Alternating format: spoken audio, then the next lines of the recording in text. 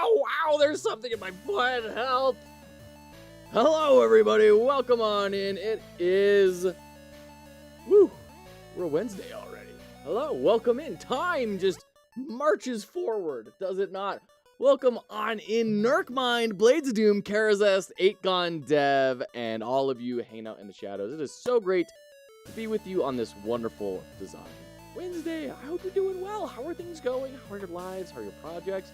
Nerkmind, how are the sewers? Is the cheese maintaining itself across the multiple rats? Interested minds want to know. Oh, it is so good to see you all. So good to see you all. I have been spending my day learning React because I need to kind of diversify my skill set a little bit. I've been spending my morning making a tic-tac-toe in React and getting so bogged down in syntax differences and weird ways that different engines deal with different things. You know how like game engines are completely different from web. And boy, trying to like pick apart those implicitly understood things that each side understands but never discusses is, woo, brain melting. Absolutely brain melting. So I'm very excited today to be talking more design type sort of stuff. We're going to be making some GDDs.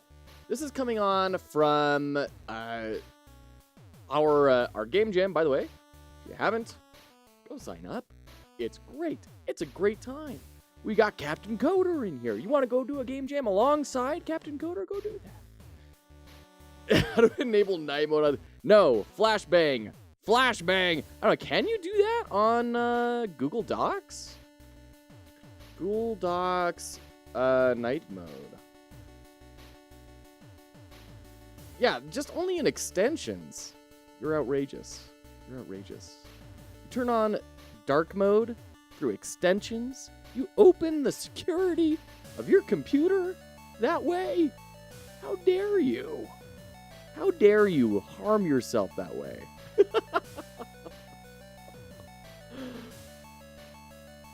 Alright, hold on. Google Chrome. Wow, there's an auto dark mode. Okay, hold on. Hold on. What is all this? Chrome flags. Dark. Wow. Auto dark mode. Relaunch.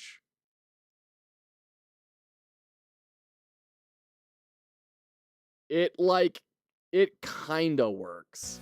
It kinda works. It's a little bit of a work.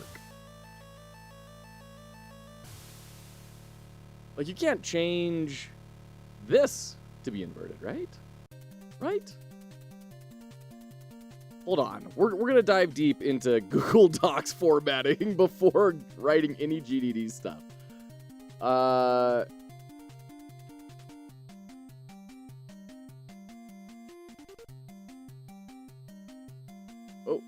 wait, hold on. There's web contents. Dark. Oh, that's the one I already turned on. Google Docs should have an option for dark mode. You would think so, right? You would think so. I have yet to find it. Google Docs night mode. The only thing that comes up are extensions. File page setup. Page color. Okay. All right. Is there not just like a quick dark mode? You gotta... Alright. I don't want to go full black. No, we don't want to go full... No, we don't want to... Okay, custom. We're gonna do a nice cool gray blue. There we go. That'll be nice. Maybe. Come on. Oh, God, this color picker is disastrous. Okay. Yes, that one. Okay.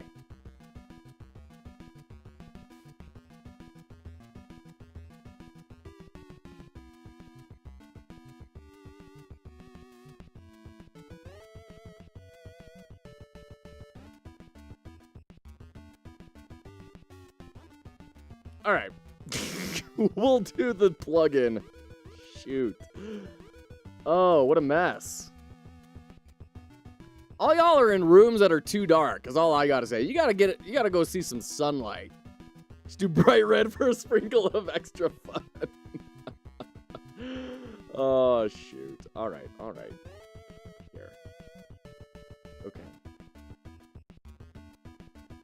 There we go. Oh, what an ugly color palette, though.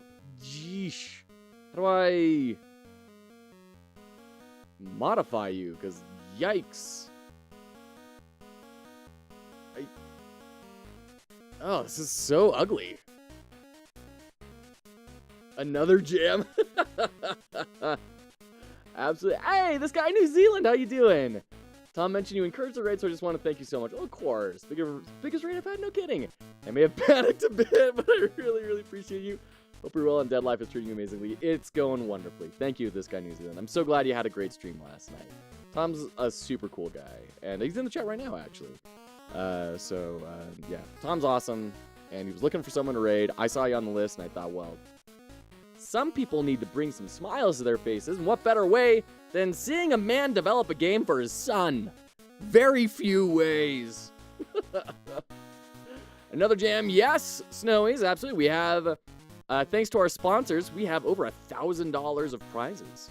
So, you know, go gun for that $300 first prize in the Crucible.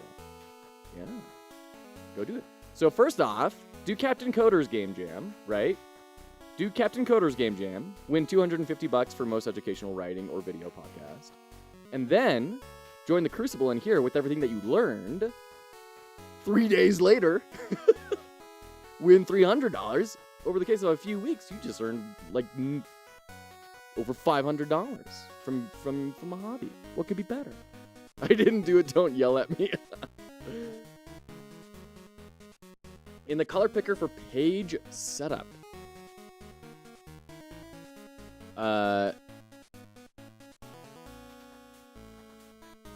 Make it closer to the bottom. Dark mode is making the white at the top black. What? For the page setup, make it closer to the bottom. I don't follow. Dark mode is making the white at the top black.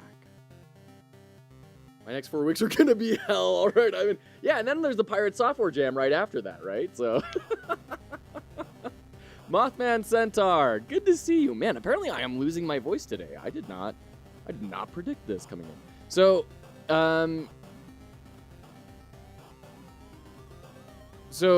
what are you saying? Like, make it white, so the dark mode kind of changes it. That's if we set it to black. Woo. Got it. Okay. So the extension is inverting colors. Okay. Got it. I don't know which jam, if any, I will participate in. I want to rework the game as fast as possible if I want to stay on track of releasing the game this year. Yeah, Tom, for real. Like, you've made a commitment. You have jumped off the diving board. It's time to get stuff built. Absolutely. No, I would not blame you at all if you decided, you know what, now is not the time.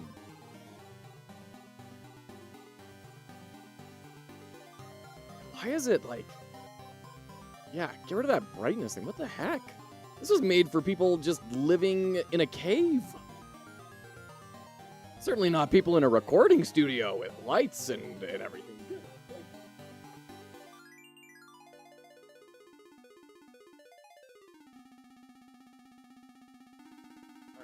Is that fixing the invisibility screen? Yeah, that's better. Okay.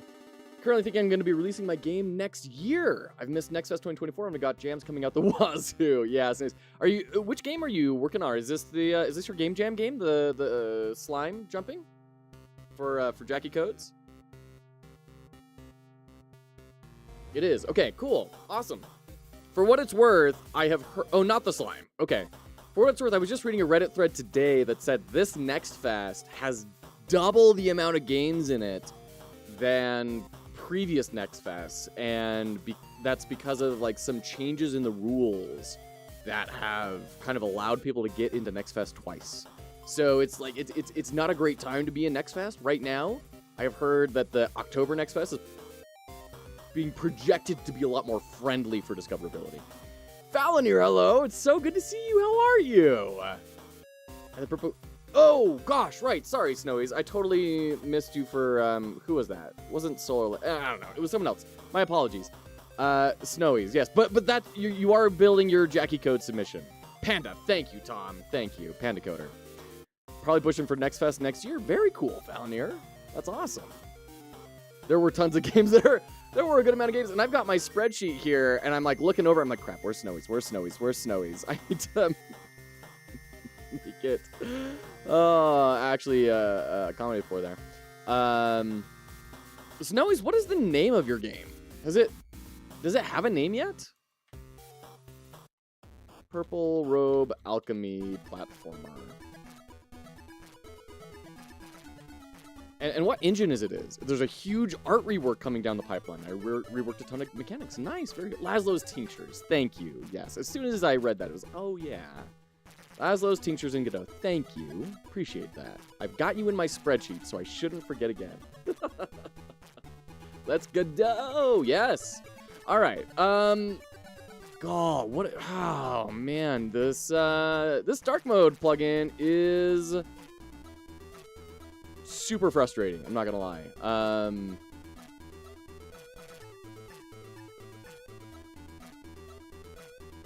It's not my favorite, especially since supposedly I can just change the. For some reason, the page color is not changing. What happens if I set you to black? So that works. Just what? Custom doesn't?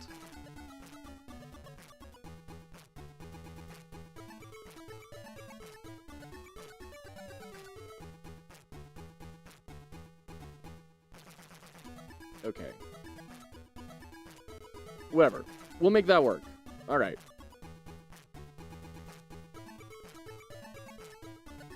So, don't worry, I plan on receiving game feedback from you. Well, I would love to check it out. I would love to provide some feedback. That's my favorite thing to do on this channel, is just tell other people how to build their own games and never build my own. Current version of the game is like a whole new game. Awesome. Very cool. Can't wait for it. Your wife and you have a plan? What, for delivery? Blades? Like, what do you mean? All right. Let's blast this up. Very tiny. There you go. Mothman, let me know if this is any better or not. For 6 to 8 weeks, she will be off for maternity leave when she goes back to work. I will stop working so I can focus on school and game dev. Oh, man, Blades. That's tremendously exciting. That's tremendously exciting, Blades. I feel you. Thanks for letting me know that, Mothman. My wife and I are similarly trying to figure things out. Dan Gurup, thank you so much for the follow. 481. Thank you so much. Almost at that big 500. I heard when you hit 500 followers on Twitch that they start paying your mortgage for you. So that'll be cool. No, it is a wild ride. Experiencing the growth of this channel, where we started off, as nearly all channels do, with 0. My wife was the only one tuning in for months. And now, a few months later, we are just about to crack the top 100,000 streams on Twitch, which is a wild thing to do. Getting up to that top 1%, it's crazy, crazy, crazy. So thank you all for being here and for helping make this dream of trying to make an organization that helps people enter the game industry become more of a reality. So thank you. But yeah, Blades. My wife and I are having similar talks. So like, gosh, how do we do with this? How do we keep the bank account good while moving forward? And trying to, I feel you. Should be able to stream working on game dev stuff. Well, I'll be there. I'll do everything I can to be there when you pick that up again. That's great. Hey, Dan Grip, all good. Yes, absolutely. Mothman, thank you so much for that gift sub. Appreciate that. Thank you. Did I join on time to learn how to plan a game? Yes, you did, Dan Garrett. We are just barely getting started. We've only been going for 20 minutes, but that's with like a 5-10 minute intro. So we're just about to start in. I'm going to talk about the plan here on how we're going to tackle things in just a sec. This guy New Zealand, thank you so much. Likewise, appreciate you. That your authenticity shines through. And frankly, we need more people that are learning an incredibly difficult skill set just for the sake of making their children happy. That's kind of incredible. So today, here's what we're going to do. And I was inspired by this video. I'm going to throw this in the chat. And this video goes all over GDDs and how to build them out and why they're helpful. And I thought this is really good because we've had some people on our game jam ask, like, hey, do we really need a GDD for the gauntlet track and everything? Which is going to be just 3 days instead of 7 days. Like, oh, you really want a GDD for 3-day jam? Yes, we absolutely do. But we need to clarify what kind of a GDD that is, and a lot of people still aren't really accustomed to documenting what it is that they're working on. So, thank you so much, Daniel. As a product designer with over 10 years experience, you got it, Daniel. As a product designer with over 10 years experience, oh, well, okay, that one's gone. That one's gone. I hope that I can try and provide a little bit of structure and provide some alternative views, because I feel like most of the time we end up seeing kind of one version of GDDs, and I hope to kind of explore a couple different options here today. So what are you all doing? My goodness. Okay, swap hats. Jeez. Okay, all right. You got it. We're going Fedora. Jiminy Christmas. Hello, Daniel. I'm a senior developer but new to game development. I started streaming about 3 months ago. I plan on making this my new career. Dangrip, that's awesome. That is wonderful. That's exactly the sort of people that we're trying to help. In particular, people making that transition. So I've been in design for 10 years. Senior designer, been in all sorts of enterprise, startup, small, global institutions, all sorts of stuff. Been working on some of the most complicated systems in the world, barring rocket science or rocket surgery, you know, healthcare, insurance, all that sort of stuff. So, when I got laid off back in November, I kind of made it my mission, hey, I want to help people live the dream that they may not think is possible. So that's our whole objective here. Thank you, Blades. I appreciate that. We appreciate your thank you. Thank you. I followed so I can hopefully learn some stuff with you. I love that. I hope you have been. Let me know if there's anything I can do to enhance that. This guy New Zealand, you got it. Oh boy. Y'all are going wacko on the hats today. My goodness. Okay, here we go. Here we go. Here we go. There we go. All right. This is fine. Everything's fine. Redeem the wrong one. Clearing furs. There you go. Clear hats. The 3 hats on. Oh, wait. Shoot. We did clear hats. Oh, boy. Wait. Hold on. How many hats do we have? 4. Okay. So we cleared this one. And then these 3 got added. Boy, I need a ledger. I need someone to keep track. I need a bot to tell me what I should be putting on and stuff. He's out of sequence execution. Oh, man. There we go. There we go. All right. So first up, we're going to do, my goodness, I'm never going to get work done. All right. Oh, swap hats, and then the swap hats again. Okay. Go back to here. Okay. Whoop. When you do multi-threaded code and it runs out of order. All right, so here's the plan for today. We're going to do more traditional document styles, right? We're going to do that first up because it's the one that people are probably accustomed to. Oh, maybe not quite that big. All right, we're going to do a traditional document. We're going to do an in-depth. Oh, if I can type. We're also going to do a brief version. Okay. And then we're going to do a more whiteboard style of document that is going to be less page-oriented and more of a sprawling kind of choose-your-own-adventure, explore-around type sort of thing. We're going to do an in-depth version of that and a brief version of that as well.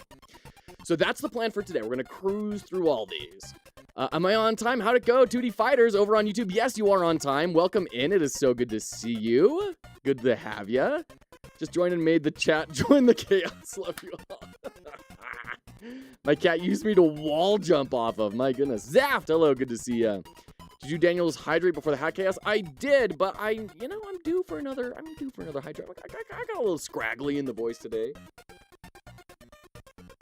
I think it's from our huge, 7-hour stream playing Feathered Serpent yesterday and doing Tom Millman's critique. It was a long one.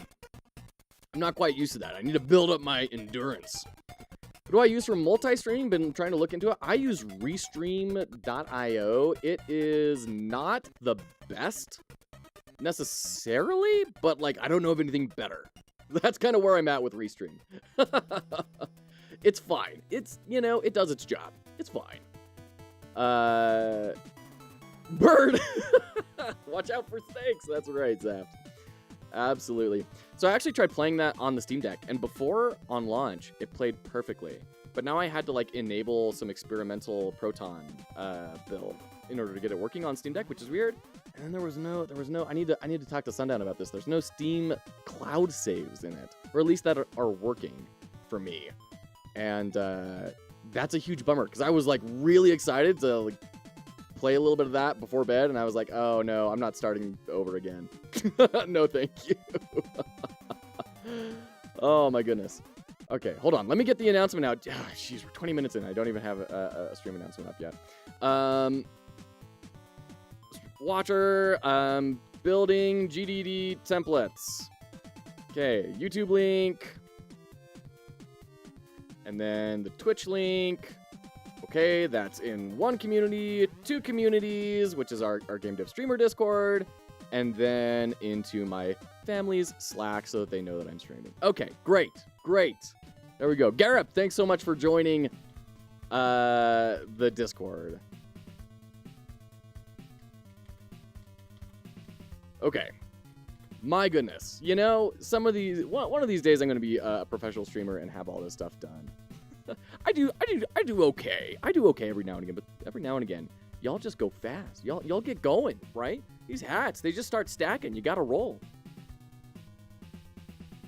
Late ping, yes, but let's be real. Did anyone miss anything? No. Okay, so we're gonna steal from this video here. I put the video in the chat because it's a great video. If you haven't seen it yet, I highly recommend watching it. It's the best video I have seen. Granted, I haven't watched a bunch, but that goes over what are game design documents for, why are they useful, why do you want to have one if you are in a team, especially, but why also do you want to use one if you're doing it solo? They have a lot of really cool examples from the Doom Bible to all sorts of other really professional documents like Silent Hill 2. And they go over step by step everything they put in their GDD and why. It's really good. It's an hour and a half long. It is really, really good. So what I am going to do is I am just going to steal their document. I'm going to steal their table of contents. This is what I want right here. And this is going to be specifically for Jam, a game jam, right? So GDD Jam template. And then we're going to go to our what are we doing? Go to our subtitle, and this will be middle. This will be an in-depth template. Okay. Man, I listened to you guys trying not to flashbang yet, and this is just not working. This is not the best. I'm not gonna lie. How do you guys work like this? I'm all for dark modes, absolutely, but no, this is not it. Okay, white, and just white. It's fine. Okay. Gray on gray. Ugh. You're on X-Men 97 now. Nice. I'm trying to get my wife to keep watching X-Men with me. We're working on it. And indoctrinating my child as well. You should have a GDD to send to Joe and confuse him up when he does your analysis. You know, Tom, I was actually looking at yours this morning and trying to figure out, okay, clearly I didn't understand the systems in here. How is it described? I'm not gonna lie, I didn't. I wasn't able to pick it out from your GDD. So I'm kind of glad I wasn't looking over it during the analysis, because I think that may have skewed my impressions a little bit. But I know you've been working super hard on that flow, and I'm really excited to see what you come up with. The way to go is use Obsidian instead. I've heard a lot of people talk about Obsidian. I've also heard Notion I've used a little bit. But I don't know. I guess I figure most people are going to be in Google Docs, so it's good to kind of do it in a system that people are going to be familiar with. X-Men 97, the animation body anatomy is better and more consistent, but I feel the art is better in the 90s, the watercolor and pen lines, but it's not consistent. X-Men 97 is Capcom X-Men. Interesting. Pirate Software has a GDD template on his jam page. Yes, he does, and it is right here. Nope. That's renamed. I have it saved, and I've used it, and I think I even reference it in our page, as well as this URL, which is a good one. This is another good like blog post about game design documents you can definitely read up on. Oh man, I could have sworn I had that because I know exactly which one you're talking about. 2D Fighter. I know exactly the document. Markdown, then you can open in whatever editor you prefer. There you go, Zap. There you go. And honestly, we may, you know, if people end up using this as a real resource, we may build a Markdown version so it's more accessible. Nicholas and Morrow, thanks so much for the lurk. Good to see you, friend. Okay. So, let's build out our table of contents. Oh, jeez. What is... Okay, great. We'll clean it up later. So I'm going to bring this over to my other browser window so I can look at both of these things at the same time. And the reason that we're cheating and copying is for a very good reason. There we go. Every great artist steals. This is not a new thing, right? There is a book called Steal Like an Artist. This is an important thing. The point is, it's the same idea as Jacob's Law, which we talk about a lot on the channel as well, right? In our design principles, Jacob's Law. That you standardize on the things that are low stakes and unimportant. And then you differentiate on the things that matter, right? Is Jacob's Law not in that book? Really? No. Come on, Jacob's Law has to be in here. That's such a big... Is it with a C instead of a K? What? No. I'm going to flip a lid. Jacob's Law. Shut up. It is with a K, and it is not in that book. That blows my mind. Well, Laws of UX has got us covered. There you go. Lurking is being present, but not there yet. I still haven't figured out whether lurking is joining in or leaving. Yeah, it's saying, hey, I am here. I need to go do some other stuff, though. I'm not going to be in chat. So, like, I'm going to be walking around. I may not hear everything, but, like, I've got you up. And I just want to say I support you. So that's the nice thing. They're being very kind. Using 4 reference from mine, I need it just how you learn. Yeah, very cool, 2D Fighter. Because there are only so many ways to do one thing, so eventually you'll be pulling reference. Why reinvent the wheel? Exactly. Why reinvent the wheel? If people are already expecting something, right? In FK Viewer, yeah, absolutely. Okay. Let's build our table of contents. So we're going to have our introduction to our game. We're going to have a summary. You know what? Let's put this into a list. This is going to be easier to manage if we do that. Summary, inspirations. I'm going to call these example games. I want to call them lightning demos, but I think that's kind of a me terminology that most people would not really have. Player experience. I really love that they call this out. It takes them a long time to get to it in their video.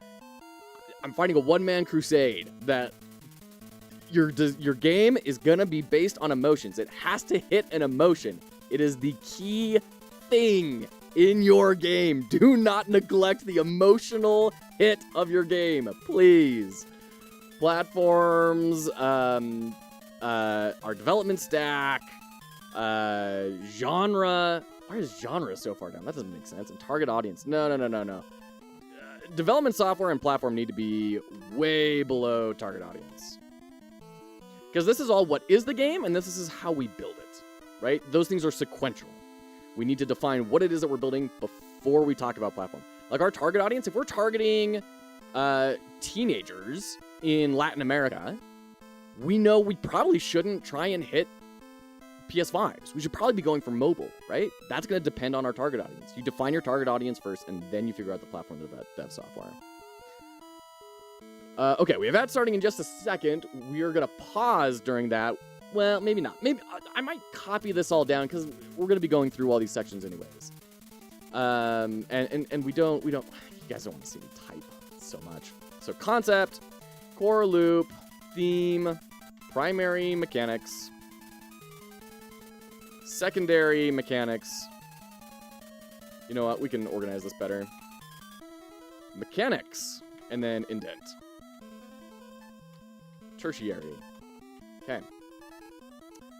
Elements. Combat / AI. This is going to be... I don't think we're going to leave that in, because I think that's specific to their GDD, where they talk about elemental typing and everything. So we may just rename this to be like special callouts. Okay. Combat and AI, progression.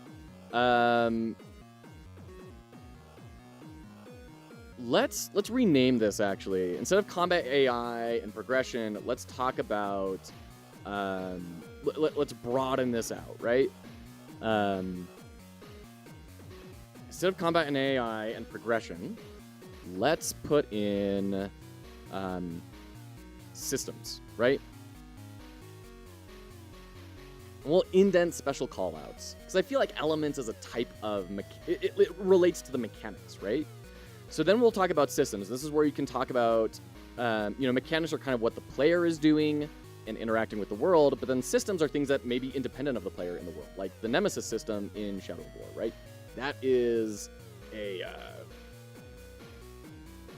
that's a system that the player can interact with, but it also operates independently of the player.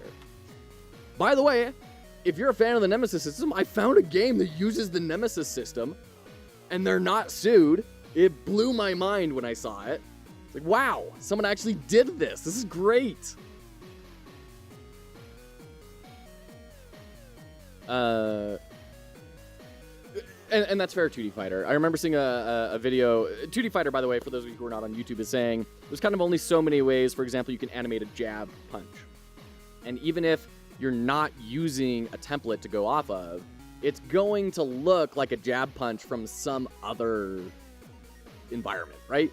So you might as well just copy one that works well and then kind of customize it the rest of the way to fit your existence. So I remember seeing a YouTube video of like, are we gonna run out of music?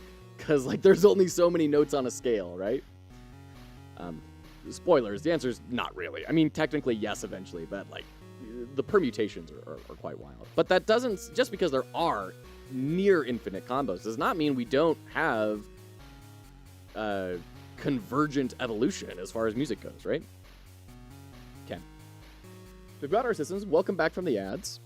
Got our systems. We're going to then move out of the concept. Although, I'm going to change this title. I don't like concept. I'm going to change it to be gameplay. Hey, Desist Dawdling. Good to see ya.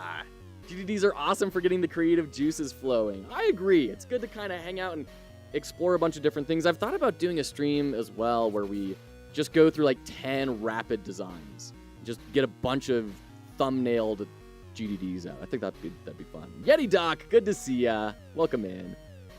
Ran out of music soon as samples started. There was a great interview with, who's the guy that did the music for Star Wars, I think. And Indiana Jones, and all of those. Williams, gosh, I can't remember his name. And he said that comparative music is killing everyone. When a director says, "Hey, I have this clip. Can you make music that sounds like the Terminator clip here? Like, no. I'm a composer. Let me do my job, please. So, by the way, for those of you who are just tuning in, we're going to go through a bunch of different GDD templates today. We're going to make a traditional document style that is both in-depth and then a brief version of it, and then a whiteboard style, similar to what you guys see me do on here. That's a little bit more choose-your-own-adventure, and we're going to build that in an in-depth and brief version as well. So that's on the docket for today. I want to pump these out.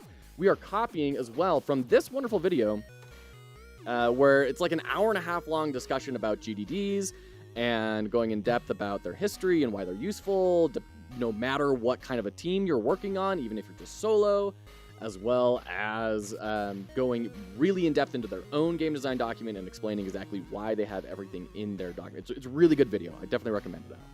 I use the one Pirate Software has on his site. I think it was the GDD of a Wanderbot. Yes, they actually referenced that in there. I have that downloaded in my Google Drive. It's a good one. It's a very good one.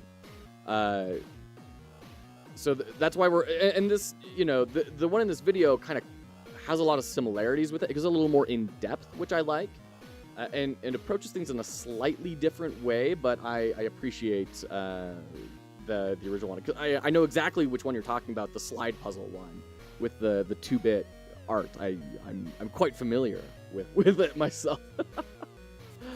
So if that works for people, then that's great. That's super awesome.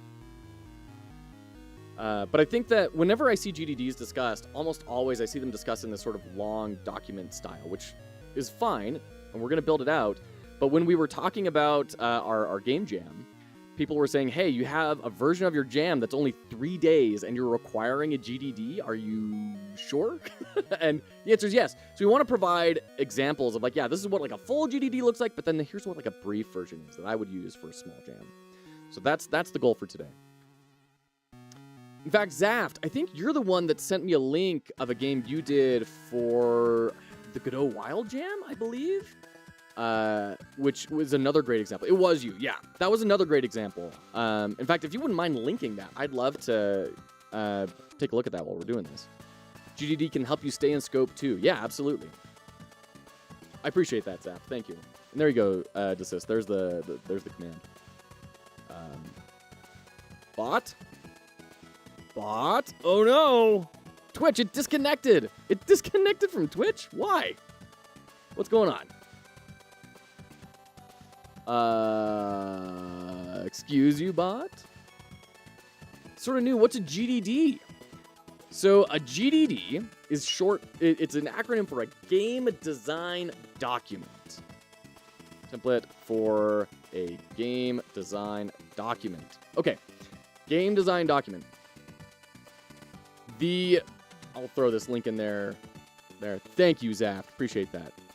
We're going to be taking a look at this for our casual, for our brief GDD, because they, very well done in there.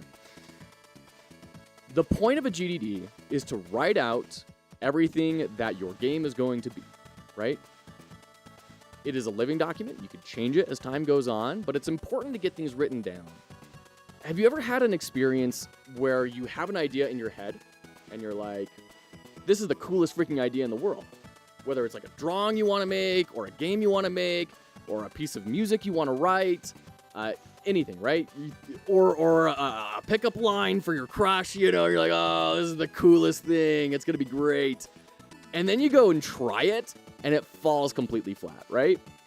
It's because ideas in our head are abstract, unreal things. They're always going to feel way better than they are when we actually put them on paper and try and build them.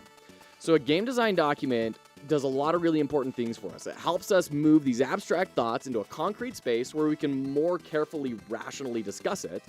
As well, it helps us share those thoughts with others. Because if I say we're going to make a 2D platform fighter, and it's going to take heavy inspiration from Smash Brothers, but also we're going to incorporate Doom into it. 3 people in the room might say, yeah, I got it, and they all go away with different ideas of what it is they're supposed to execute on. You know, bringing Doom into it maybe stylistically. Bringing Doom into it maybe incorporating a first-person shooter mode. There's any number of ways that line could be taken. So you see this need for documentation all the time. There was a big rebellion against it with agile methodologies. I'm a big fan of agile. Manifesto, not necessarily agile implementation in a lot of companies. But I think we're seeing more and more how documentation plays a vital role, not only in teams and communication, but also for yourself to get your thoughts out. So that's what we're planning on doing. Okay. Robert Pattinson, I'm unclear what it is you're trying to communicate. I ranked 379 out of 1,082 ranked games in the jam I joined. Hey, congrats, Desist. That's great. I'm super happy with myself on that. My first ever game. And my first game jam entry. That's great, Desist. I didn't know that. Big congrats. That's awesome. I wrote the page for that jam before the game and actually found it useful. There you go, Zaf. Thank you. There's a black 30% rectangle on your face. That is, you know what? That's the closed captioning. If you want that moved, you can click and drag it. It's a plugin. You can move it around. There we go. Yeah. You have the platform fighting template. Just need characters and stages. Everything else is there. Join me. Let's make a Smash Bros. There you go, 2D fighter. Love it. Okay. So we've got our introduction. We've got what is our gameplay. And we're going to start moving into aesthetics, right? This is going to be art. So we have our... they write design in the video that we're referencing. I'm going to say style. We're going to have a call out for VFX, which are visual effects. They have a section for lighting. I don't know that that's really necessary. I do think we should have some inspiration. Style, inspiration. This can be mood boards. It can be... reference images. I mean, that's what a mood board is, but getting a lot of stuff like lighting can be VFX too. It's true. Yeah, lighting could be VFX, right? It's a visual effect, right? Okay, audio. So we're going to have our music and our sound effects. I do think as well, something that I'm learning is I'm learning how to give better direction to teams, which is something that I thought I was kind of good at. Turns out I'm really bad at. I don't have a lot of experience. Dunning-Kruger effect. It is very real. Just copy GTA 6. Oh, man. I saw a great short the other day of, like, this is how most people think video games are made. First, you open up Unreal, you import your first-person shooter template, and then you choose your graphic style of photorealistic graphics, and then you add multiplayer, and then you run it. Every other streamer says good things about you. Oh, well, heavens. The game dev community is really awesome. I'm not going to lie. It is a super tight, friendly, encouraging, supportive community. And I've been very blessed to have, to be able to make the acquaintance of a good amount of game dev streamers. Definitely not enough. Always on the lookout for more people to try and connect with, to try and help and support. But, yeah, absolutely incredible people all around. I have yet to meet a game dev streamer that I'm like, oh. I'm sure they're out there. But for the most part, just neat people trying to make cool things. About art. Initially, I wanted to create all the pixel art for my game. After 2 weeks, I gave up and decided to go with squares for everything. And later, I learned it's called geometric minimalism. Now I have a fancy name for my effortless art style. That's great. Hey, so that's a cool thing. We talk about this all the time. Thomas Was Alone. If anyone is unaware of Thomas Was Alone, go buy and play Thomas Was Alone. That is exactly what this is. It is absolutely phenomenal. This is the game. You cannot tell me you can't do art like this. Now, the problem is, the deceptive part of this is it has very good design. So if you are decent at graphic design, right, or you have a good visual eye, you can create something like this. If you don't have a good visual eye yet, you need to refine that before trying something like that. But this is a great in-between, right? Like, I don't want to make art, but I want to get better at my visual aesthetics and my design eye. Going with something like that is a great option. I've got one dev like that right away very quickly. Oh, no, I won't play it. I don't want to cry. It's so good. Oh, it's so good. Okay. And the soundtrack is awesome. Yeah, that's the thing. Just because it's simple does not mean that it is not complex in many other areas, right? As humans, we key into effort. And it's very clear in Thomas Was Alone, even though it's very simple, but tons of effort went into every piece of that game. Yeah, voice carries. Yeah, the narrator is awesome. I don't have a good visual eye that looks impossible to make. Well, that's the thing, Jack. It's all about improvement, right? It's all about starting somewhere smaller because, frankly, Thomas Was Alone is a masterpiece. To say you can make Thomas Was Alone is a little bit disingenuous. You definitely can, but maybe not yet, right? You're going to have to work hard and build that design. So start something small. Game jams are a perfect way to do that, right? You say, I'm going to try and work on my design eye. I'm going to pick one visual design principle, right? I'm going to pick, let's see, how can I increase the appeal of a design? I'm going to focus on babyface bias, which is a really funny thing. Babyface bias. Here we go. I'm going to make a game that's focused on babyface bias. And by the way, this is exactly why we have design principles built into our game jam. You have a theme and a design principle, is to take something small and discrete and practice it. And then you say, I'm going to make a game based off of babyface bias. And then you get better at that one principle. And then you practice again with something else. And you just keep going.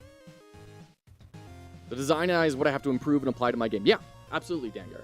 Absolutely. And by the way, if you are actively working on something, don't... how do I put this? Avail yourself of critiques. Design, any sort of design, visual or otherwise, is tremendously difficult to do all by yourself because your brain gets in a method of thinking. The brain is a cognitive miser, right? It takes shortcuts on everything that it possibly can. So it is going to form a mental image of what it is that you're working on, and it will stop you from being able to see what is the actual state of that thing. So critiques are great for breaking out of that bias that we build around ourselves. Everyone has it, happens every time. Critiques are crucial. Simple art, complex mechanics, or simple mechanics, complex art and story, things like VNs like Renpy does. This is why people work with teams, but I do solo, yeah. My words hurt, why do my words hurt, Robert? By the way, we did get a Hat Tower redeem. So we're at what, 1, 2, 3, gotta go to 5, okay. So we do 4, even in less artistic stuff, that's why we do code reviews. It's true. Well, yeah, see, that's the thing. Code is design, right? I know that's maybe a controversial statement among designers, but I'm a designer for 10 years, and I think they're full of crap. You absolutely design code, 100%. And it affects the design of the system. So there's no getting around it. You have to...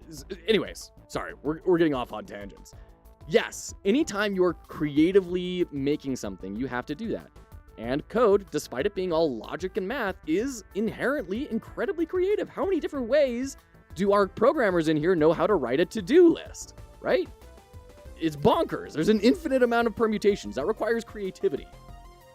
I learned that by listening to friends. I'm working on the game. Maybe you can take a look offline and see what I'm building. I think I'll have a demo to share with folks next week. That's awesome, Dangruff. Absolutely. We have a channel redeem in the points down below for exactly that sort of a thing.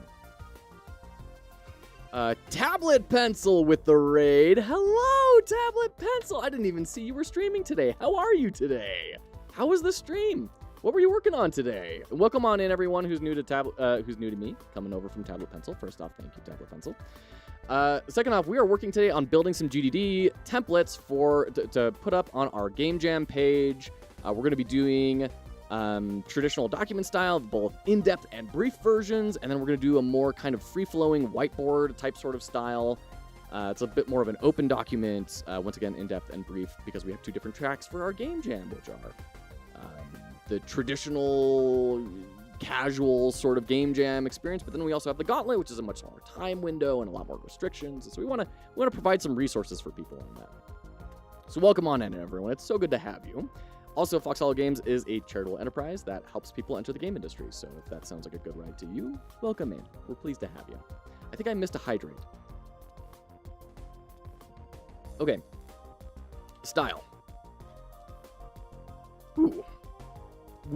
You always want to start big and then zoom in, right? And you see that even in establishing shots in movies and TV shows. You either start really big and zoom in, like you start with like every sitcom, right, has this shot that they start off with the picture of the house on the block, That's how every sitcom starts. That's the opening shot. It contextualizes the world for you. Or you go the flip side and you start really zoomed in. So Groundhog Day, the first shot is Bill Murray's hand like that far in on the screen on the monitor. And then it slowly pans out and moves over to him, right? So when we talk design and trying to bring people along with our ideas, we start big and then narrow in over time. You finished the IT exam. Congrats. Streamy learning graphics APIs for C++ for almost 8 hours. Very fun. Wow. Excuse me. Tablet, that sounds like a ride. That sounds like a wild, wild ride. Congrats. Congrats on finishing up. Was that your last exam? Was that your last one? Okay. We're going to have our game experience, which, you know, I'm going to actually rename to be UI. It was your last. Congratulations. Did wife eat? She did have a meal. Yes, thankfully. We did finally get her to eat. No, Offspring is with wife Quest over at a cousin's birthday party. So they're having a lovely little tea party with the other cousins. So we're going to talk about style once again. What is the style of our UI? We're going to plan out all of our screens. We're going to plan out... this has menus and diegetic menus. I don't think we need that. Yeah, I don't think we need that. I think style and screens is going to be enough for UI. As long as up here in systems, we have flows, which is an important thing to document. It's one thing that I went over for Overload, which are just these flowcharts saying this is how the game is going to run. This is the order of operations that the player will go through in order to accomplish things. It was very, very helpful. I think it's a very important thing that gets overlooked a lot. Okay. Maybe voiceover and audio as well. Granted, it's not in every game needing one, but should be included. Could be. Yeah. Could have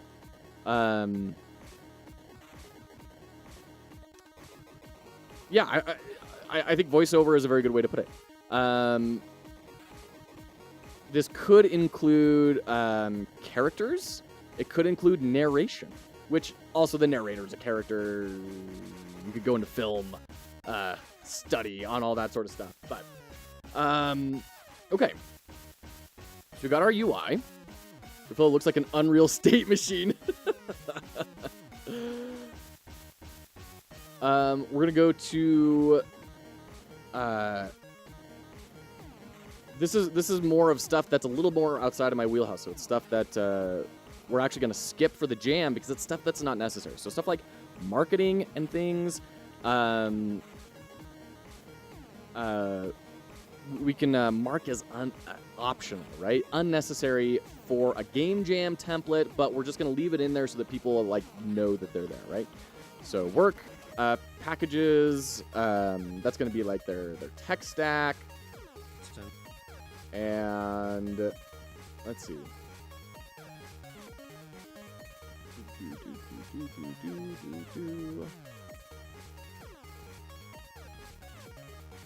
Let me grab their stuff here. Here we go. They linked to it. Well, that would have been nice. Could have just copied and pasted a lot of this. So we're gonna have our marketing. We're gonna have our. I like the way they put it here. Technology. We're gonna have minimum system requirements, which is gonna be heavily informed by our user target audience definition up there. All right, take care of this guy, New Zealand. Thanks for hanging out. It's great having you here. And a timeline, yeah. Hold on. Whoa, I'm way behind on chat. Hold on. Maybe the Fox Gauntlet reveals the next Wayne June. What? Who's Wayne June? I feel like I should greedy with someone who's just bored and wants to do art for me, and I'll wait on my game till then. For the jam. Yeah, there you go. Okay, so we're going to talk minimum system requirements. We're going to talk our software stack. And then we're going to talk roadmap. And this will have final deadline. It's going to have milestones.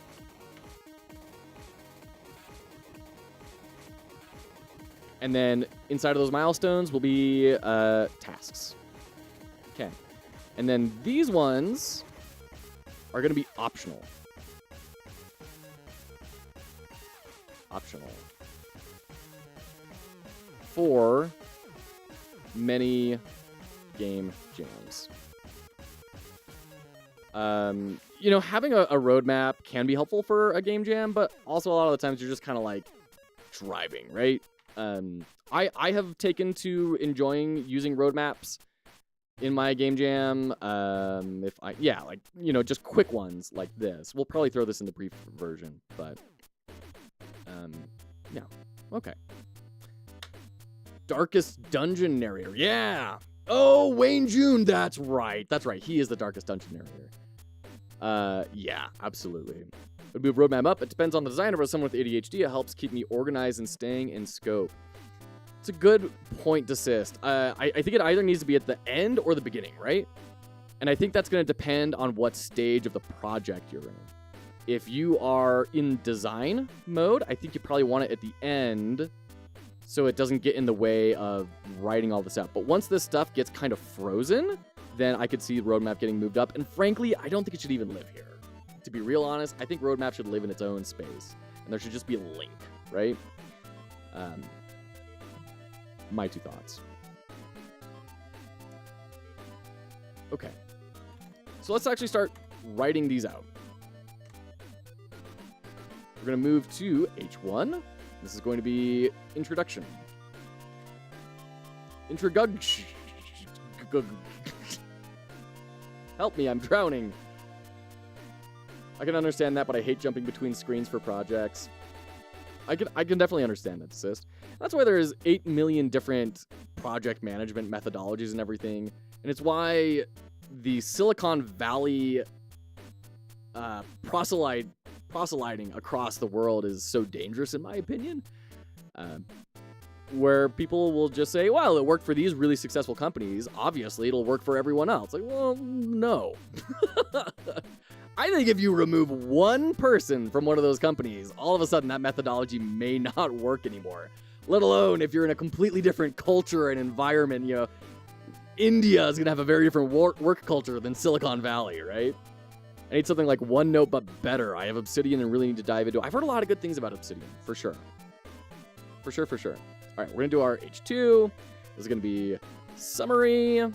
Golly, stop being defaulted to black. Okay. White. We're going to do example games. I am going to copy this and take that out of a list. We can do this in a more efficient manner. There we go, H2s. And then we select all this and white. There we go. So now, as we're making our headers, Google is saying, hey, these are going to be your table of contents. It's really nice. Are we in Google Docs? Yeah. I'm doing it in Google Docs because it feels like the thing that everyone has access to and that a lot of people are just familiar using. So we're just going to do that. Highlight one of your H2s and, oh, that's right. You can like set as the default.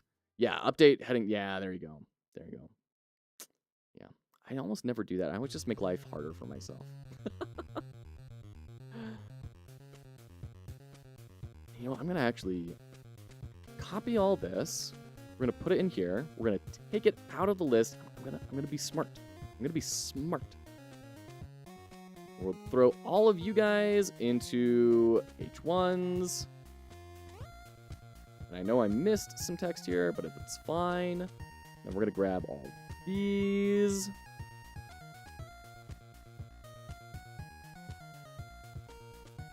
Ooh.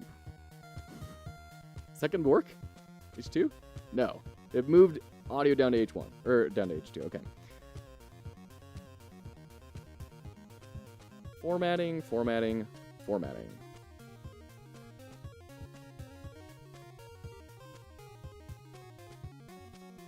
Oops. There we go. H2. Now we'll just Shift Tab, because we don't need them indented anymore now that we have the headings.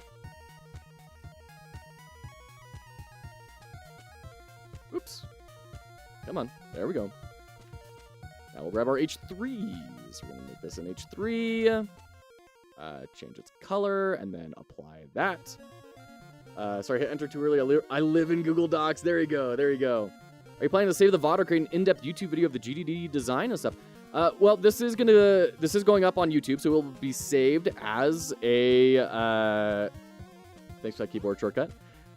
It will be saved as a VOD on YouTube, and as well on Twitch. But I don't know how long it keeps it for. So.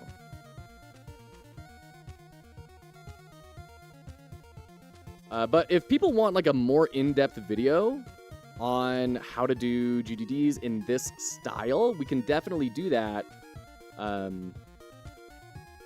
We're always trying to figure out what is YouTube for, and it's hard because YouTube really rewards you for making one type of content and sticking just to that type of content, and it's very difficult to branch out. But if enough people are saying yeah, I really want this, we'll experiment with it. Absolutely.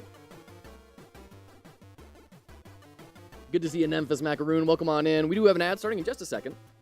We'll be back, though. And we're going to actually start typing now. Thank heavens. We can actually build something. So, we're going to do kind of a description of what it is and then an example. A brief description of the mechanical appeal of your game, and I'm emphasizing mechanical appeal because I just watched a video inside of that GDD document, actually, video that's has some big name guy, I can't remember his name, basically saying people don't care about your narrative, they care about your mechanics, which I kind of agree with and kind of disagree with, but I think overall it's a good idea. Okay, we're gonna change this to white, update it. There we go. You got it. We're gonna go into ads. We got ads. I know we got some questions. We're going to ads. We'll be right back.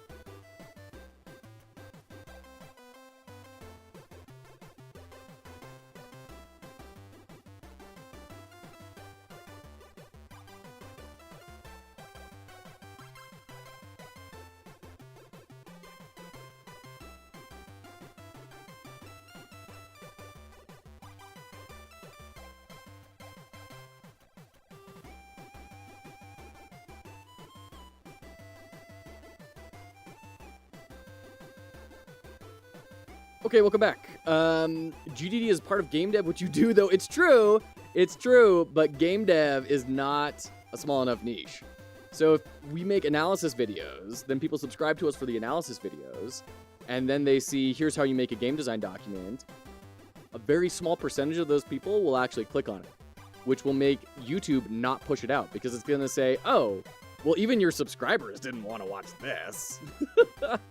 It's very punishing. It's very punishing to trying to make new kind of content.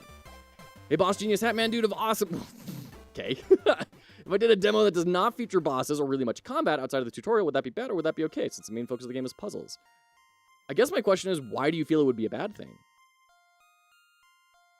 I would love a condensed down video with explanations for why you're doing something, because unfortunately I have to go to work here in a few minutes. Okay, that's good to hear, Blades. Thank you. And yeah, we'll keep an ear out on how that would, you know, if that would help other people too. I don't know, maybe we condense it down enough into a short or something. I don't know. I'll have to think about it. Last bug in your ear. Sorry, your default text will be italic now. Oh, you're right.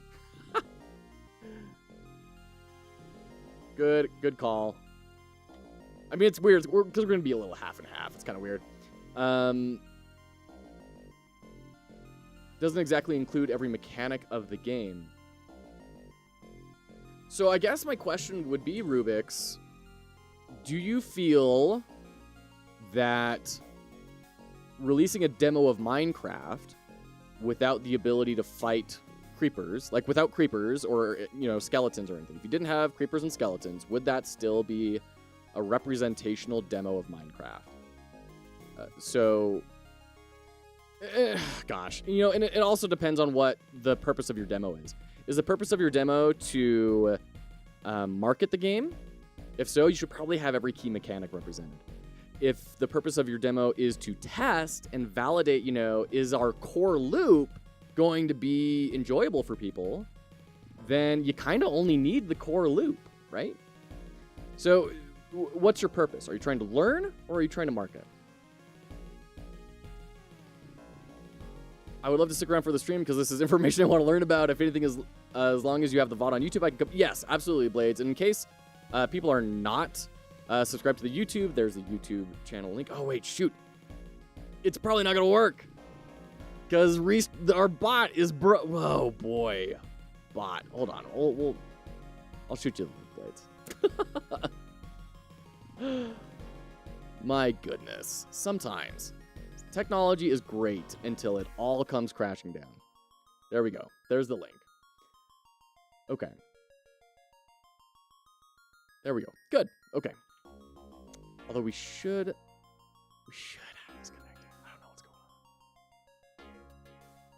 Like, it says it's connected. That's the weird thing. Platforms. Partially connected. Twitch broadcaster. Like, you're fully connected. I don't know.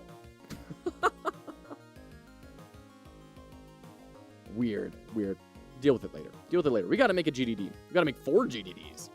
So, a brief description of the mechanical appeal of your game.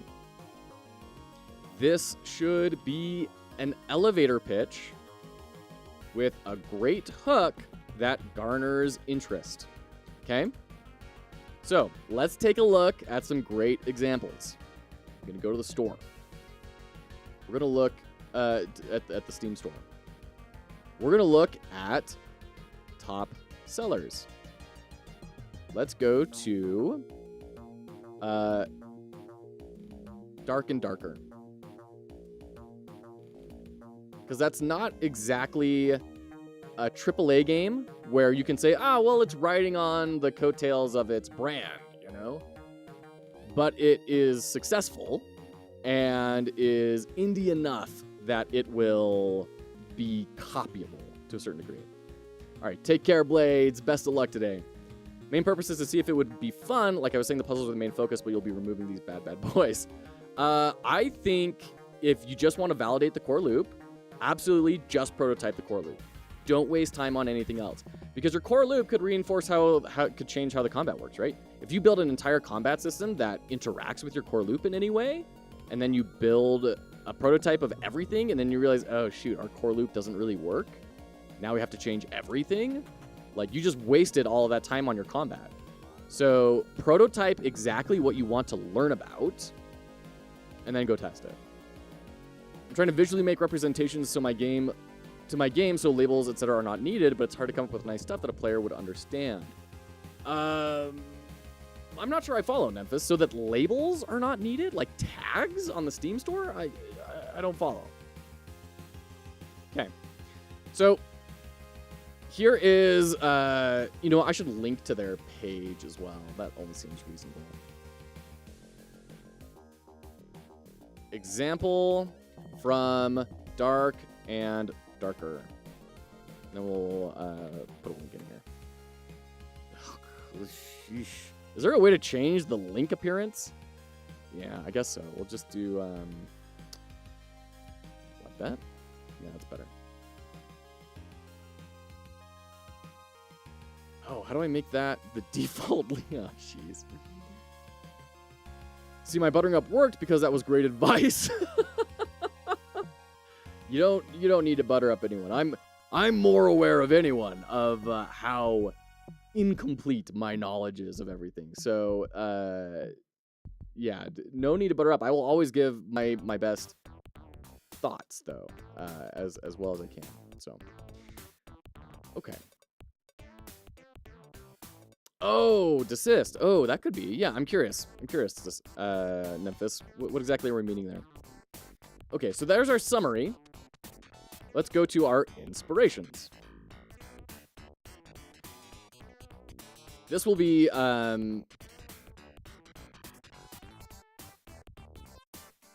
other games that have aspects you hope to mimic, accomplish,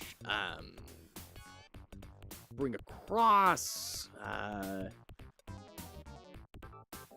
that you hope to, that other games that inspire you to build in a particular manner. These should be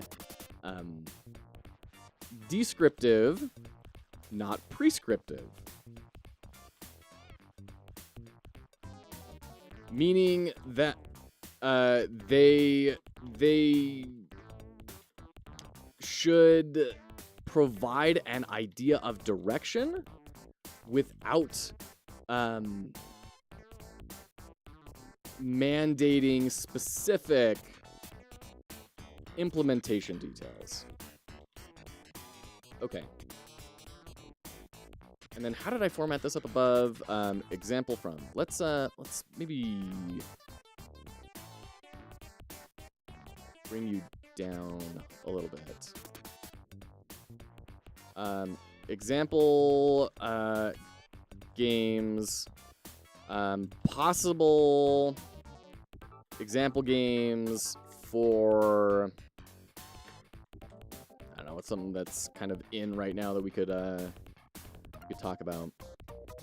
Take my advice, you built a fighting game combat that I have to remake to play with my RPG game loop where you unlock buttons, attacks, and combos versus just having like in my combat loop. Games that have what you want to build. Oh yeah, games that have what you want to build. That's an interesting idea. Let's do Animal Well. I think that's kind of one that's interesting and in the public consciousness right now. Animal Well. Possible example games for Animal Well that could influence the direction of that. We could have, I mean, obviously, Super Metroid. We're gonna grab, there we go, and we'll just say, let's make a list. We'll say Super Metroid, and then you want some sort of visual, and then you need to say, can we shrink this down, maybe? Size? 20%? We don't need it to be quite so large. 40%? Yeah, that works. And then why? What is this, right? Oh, Cave Story. I could see Cave Story. I mean, it's literally a game about, you know, being in a cave. And then you talk about what it is that's the key thing you want to pull out from it. So you could say key takeaway, blue-green bit aesthetic, right? Or and map design, right? And then we could do Cave Story. What could Cave Story have inspired in Animal Well? Change that to 40 as well. It's like a baseline to build from. For example, I have a game inspired by Baldur's Gate 3 at its very base, but my game will be 2D and definitely a different storyline. The inspiration comes from the branching dialogue in D&D. Yeah, absolutely. There you go. When making a game getting references, you should start with games that already do what you want. Yeah, absolutely. Okay, so difficult platforming. Key takeaway. Right?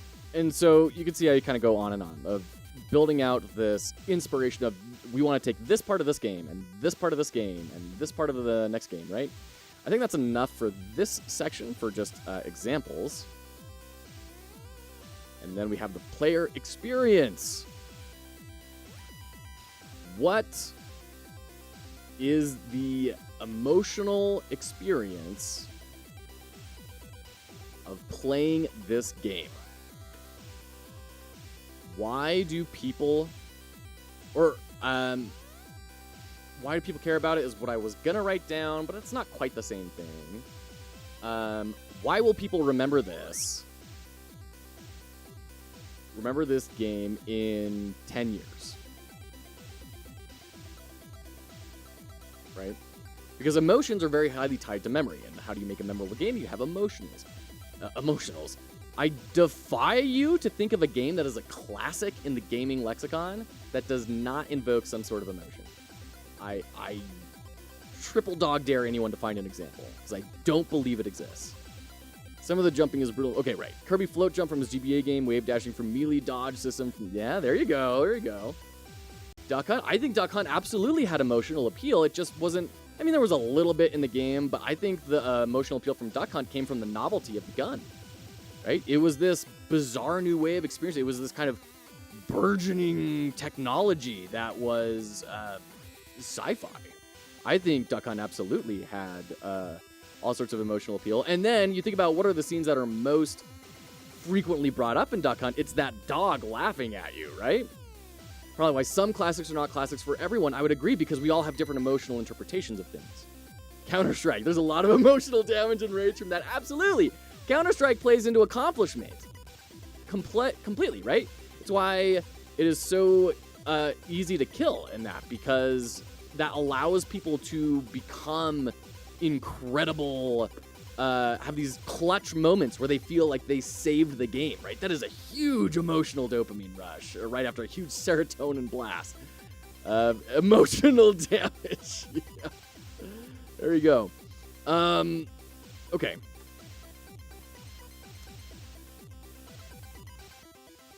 And I want to contextualize this in games that people already understand.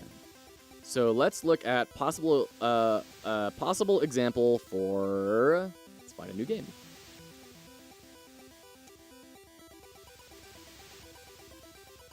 You know what? I mean, Counter-Strike is a great example. Let's do Counter-Strike.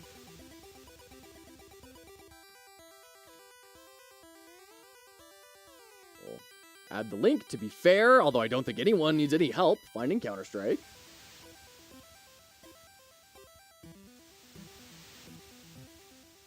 Okay. Okay. To me, it feels like games are right now more than ever like fashion. Games are only new for a few months, then it's old. Even if it's really good, it doesn't matter. Must hop on the new games. There's a huge cult of the new as far as games goes.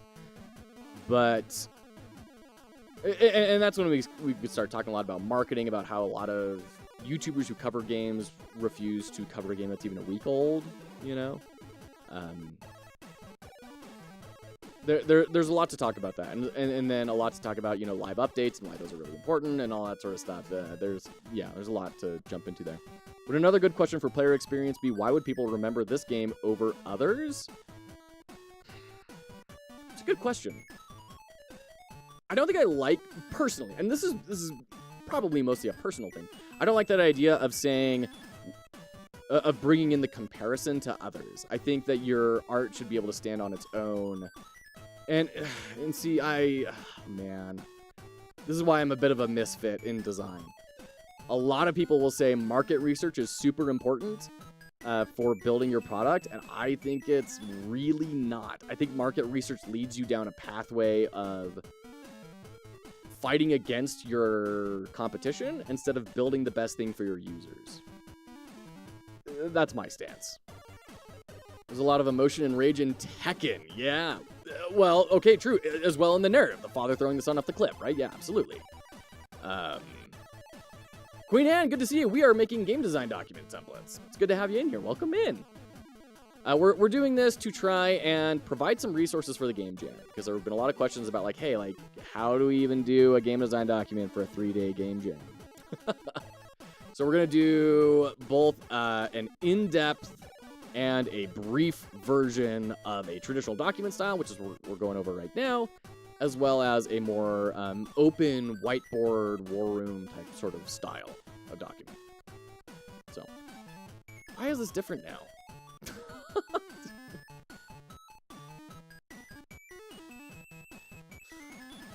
Thank you. Okay. Possible example for Counter-Strike 2. The key emotion for CS2 will be the feeling of accomplishment. Every round, players should feel a mounting tension that culminates in either culminates at winning or losing. Each player should feel like they can be the key player every round. They should feel like it is possible for them to win and clutch the game single-handedly if they were only good enough, right? I think that's a fair description of Counter-Strike. Now, it could be that if we went into Valve's offices, we would see something totally different, right? I'm sure that's the case. But I think this is an interesting description that is evocative of what we're trying to discuss here. That sounds super good. I'm into that as a discussion. Well, welcome on in, Queen Anna. It's good to have you. Gotta head out and go on Lurk. Will you be posting these example documents to Discord once completed? I definitely can. Yeah, I'll definitely be putting them in the jam, but I can also throw them in the Discord as resources. Throw some links in, for sure. Yeah. Okay. So there's our player experience. Let's talk about genre. Oh, and you know what? We need to bring this back up. Boop, boop, boop. Genre. And the jam page is probably better. Thank you. You're absolutely welcome, man. Absolutely. Thank you. Okay. Genre. How would you tag your game if it had its own Steam page? What are the keywords that give a general idea of what your game is, so that players could, at a glance, know if it is worth pursuing, according to their tastes. Okay. Oop. Possible example for... Let's do a new one.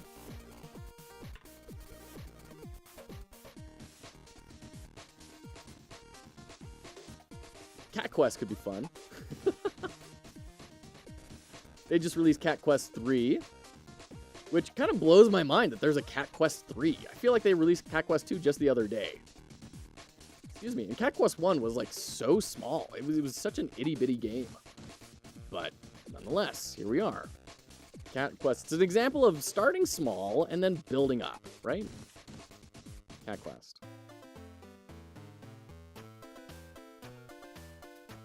Cat Quest 3.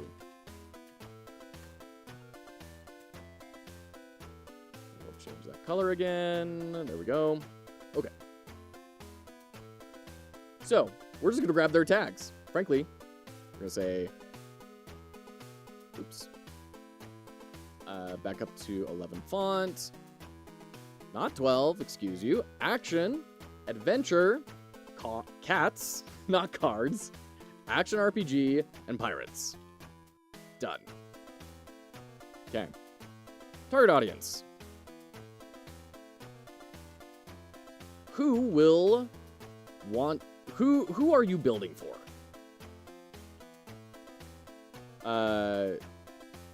All right, take care, Dan Gurup. Thanks so much for hanging out.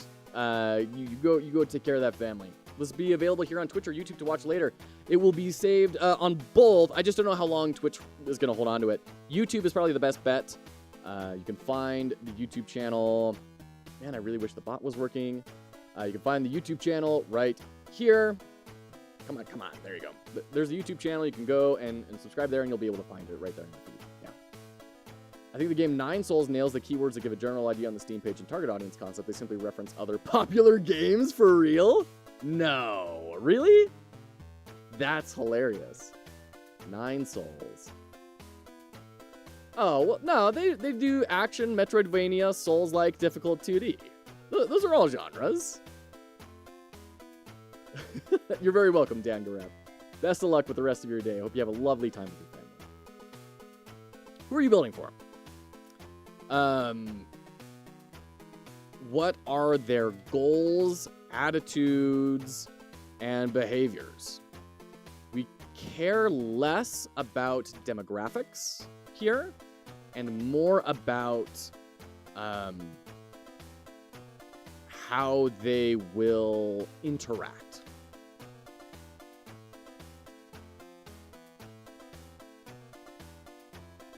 They reference Sekiro and Hollow Knight? Well, not in the tags. Not in the tags. Hold on, let me open this. So this is what I was looking at. Here's the tags. Do we have Sekiro?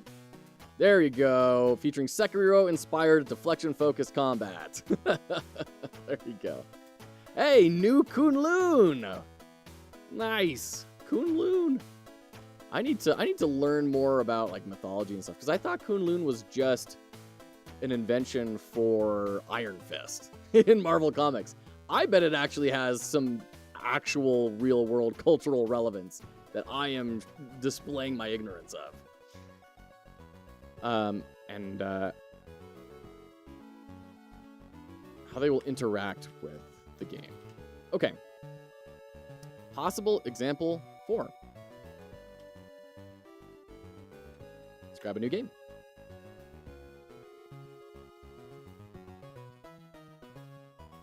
Let's say, what's Inkbound? Yeah, sure. Inkbound. Possible example for Inkbound. I wonder how the sales of Inkbound have been. They've got 2,612 very positive reviews. How did Monster Train do? I feel like it's bigger. Yeah, Monster Train is 17,500. Overwhelmingly positive. Wow, that's rough for that studio, because Inkbound's a much bigger project. Oh shoot, I know they've really struggled with Inkbound in a lot of ways and have had to make a lot of very big pivots in order to create something that the market will tolerate. But I think they've done a very good job for what it's worth. Okay, possible example for Inkbound. Let's do a list here, because you can have multiple user types. Inkbound started really wrong, yeah, with the battle pass and the multi.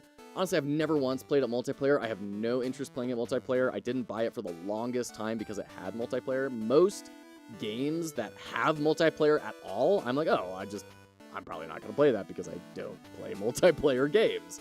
And I kind of feel my experience is going to be lessened if I don't do it in multiplayer.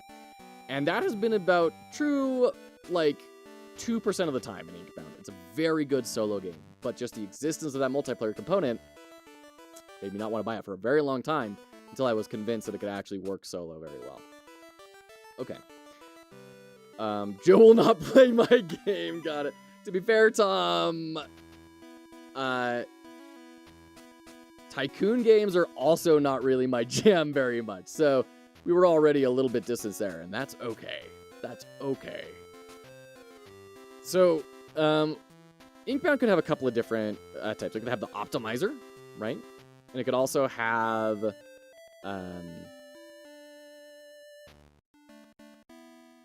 the creative. Could have so let me define these real quick before they leave my mind. So the optimizer is going to refine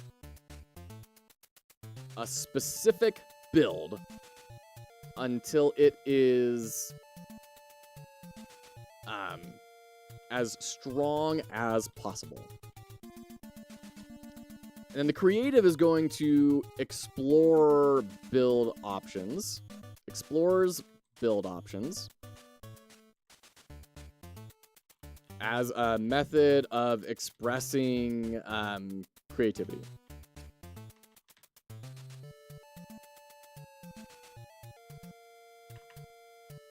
So let's sort these into goals, attitudes, and behaviors. So these are the goals of each of these.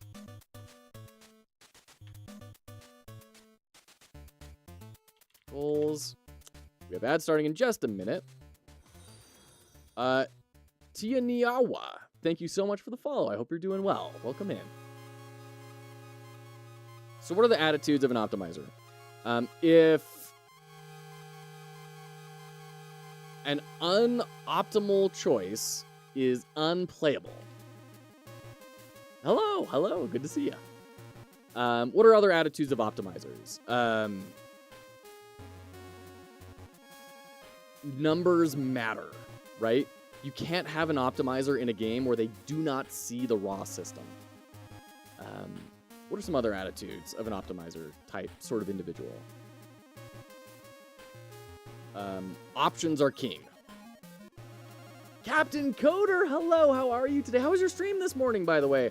I couldn't step in because I was learning React for some independent work, but how are things? Justin Helps, hello, so good to see you. How are you?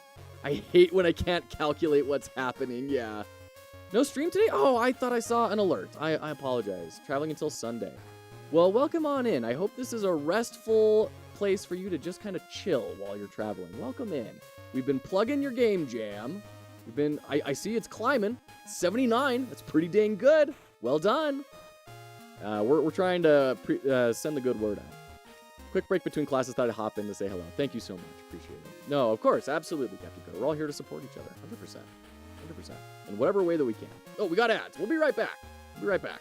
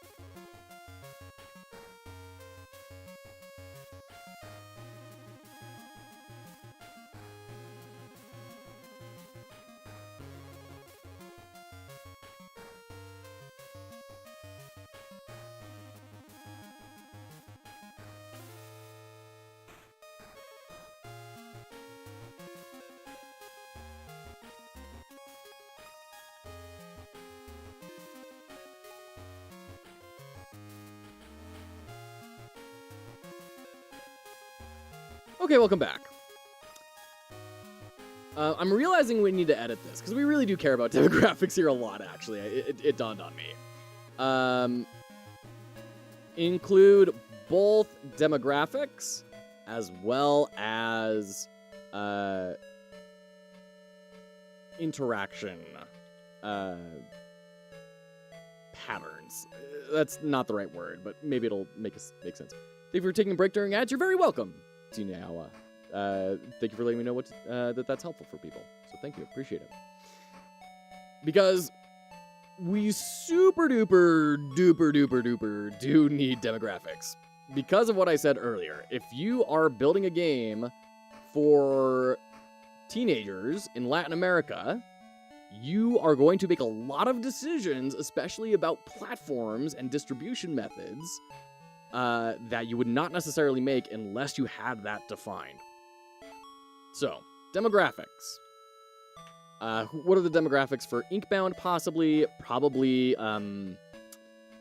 late teenagers to adults. Disposable income.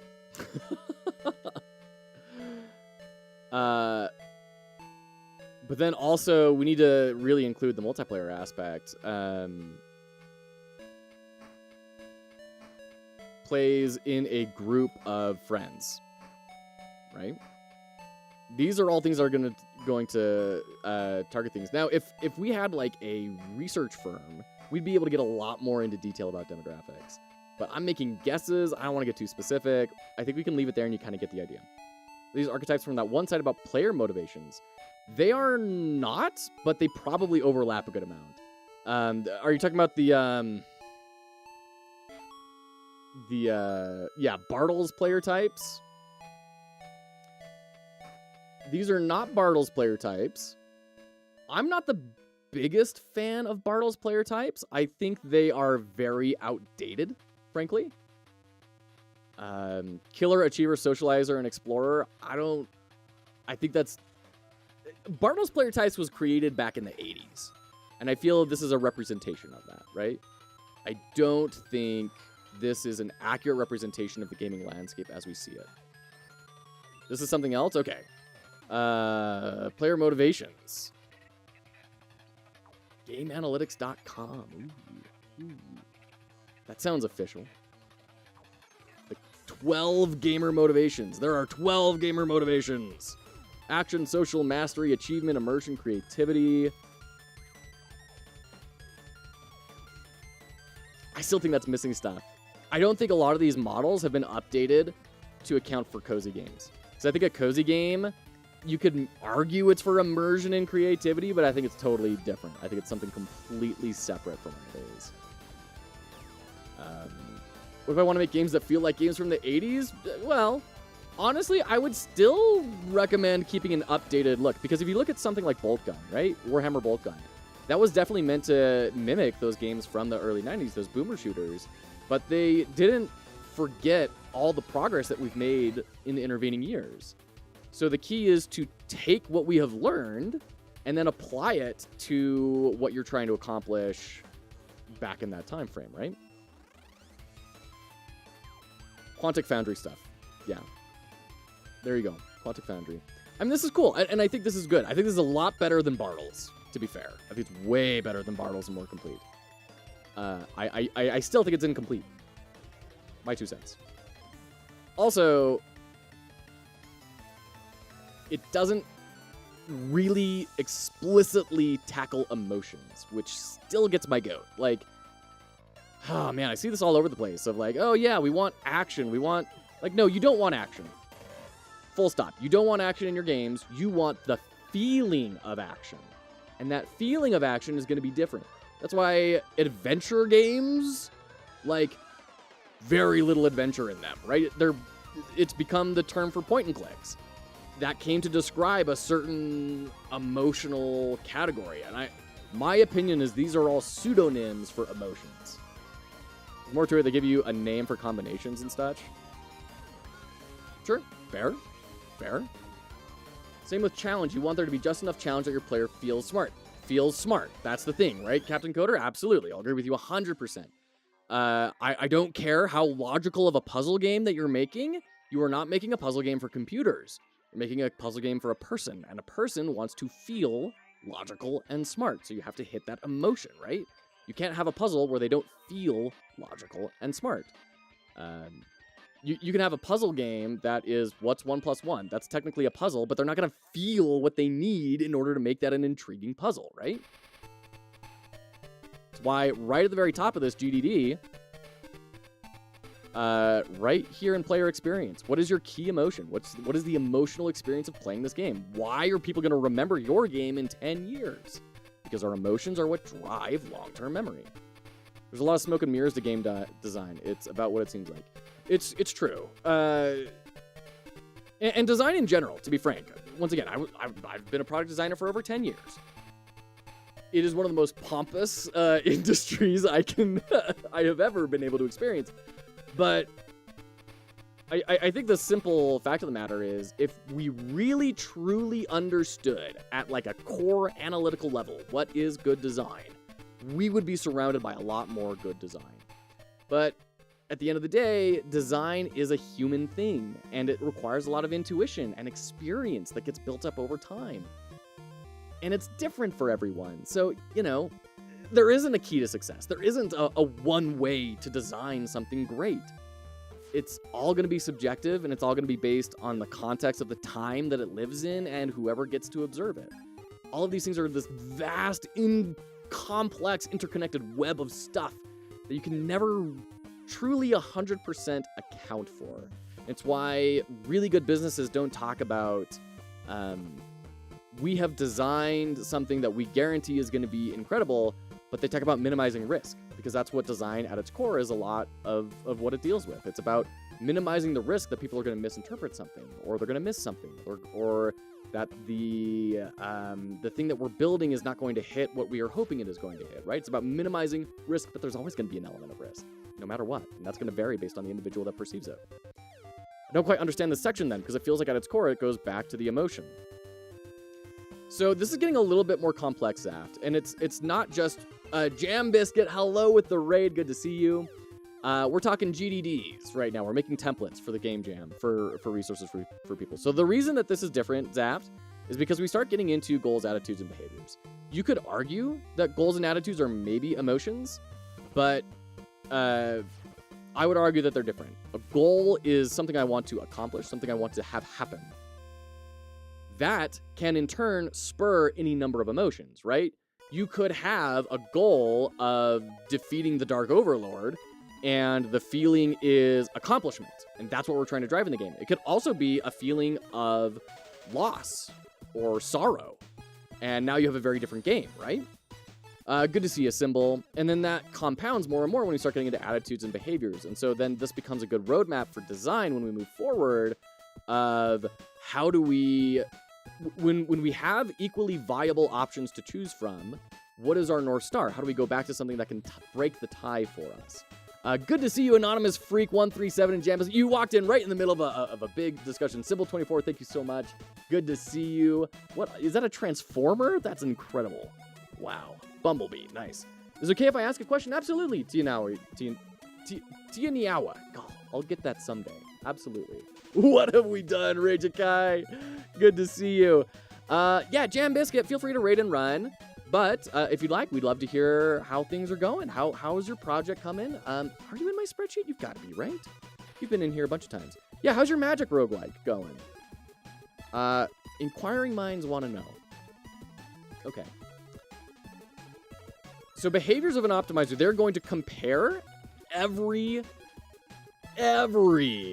option, available or not, right? They're going to say, I don't care about just the 3 options I have in front of me that you are letting me choose from. I am going to care about the entire pool of options, and I need to compare against all those things, right? So behaviors, comparing every option, they are going to, they will run the numbers. Where on that list on the left does in-game economy show up? That's a great question. I think that would come into systems. I think in-game economy would be a system of gameplay. I don't necessarily think that it's a mechanic. And this is a loose definition based on my interpretation, right? So people are going to totally disagree. That's fine. But for me, a mechanic is like shooting. It is jumping. It is,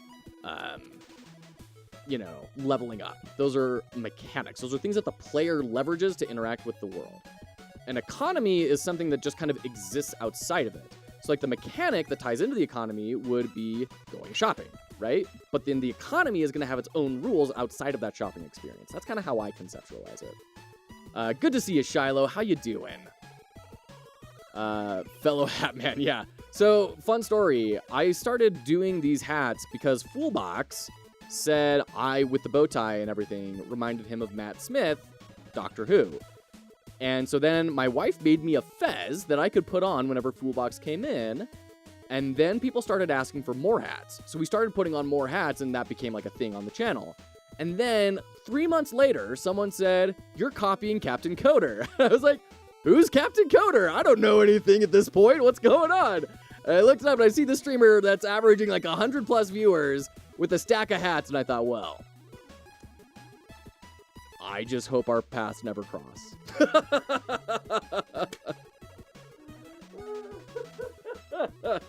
By the way, Captain Coder, I did add in an events channel on our Indie Creators Discord, so I'd be more than happy to post up there about your game jam if you would like that. I can throw that up for you if you'd like. Great minds think alike. There you go. Oh, shoot. Okay, real question. How can we wear more hats without a stack overflow? It gets tremendously difficult, and Captain Coder may be the only other person on the planet to understand that when you add hats, it doesn't make it more difficulty like by steps. It's not a linear progression. It is an exponential curve to maintain this tower of hats while coding and entertaining. Do you know how hard that is? It is not like, oh, 2 hats is twice as hard as 1 hat, and 3 hats is 3 times as hard as 1 hat. No, it is exponential. It is the things you put me through. If we go in the big O methodology, it's an order of magnitude more. There are economy-related mechanics, but economy is not a mechanic, at least to me. I would agree, Queen Anne, yeah. I had to reduce the number of hats in my office to 18. 24 was too many. Amazing. Hilarious, Captain. That's fantastic. Okay. And yeah, no worries about that. I could get that set up for you. Well, you go travel. You go have fun. Okay. So, let's do attitudes and behaviors for the creative type.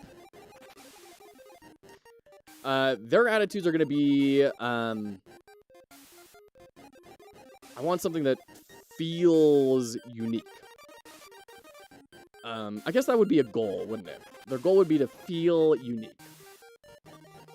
After 20 was starting to cause some actual neck pains. Yeah, I totally believe it. I 100% believe it. We have a stack overflow here, where when we get too many hats added, then the Witch King of Nazgul helmet comes out. And that's the end. That's it. That's the end. We can hang stuff on the Witch King of Nazgul's like little horns, but we're done adding hats.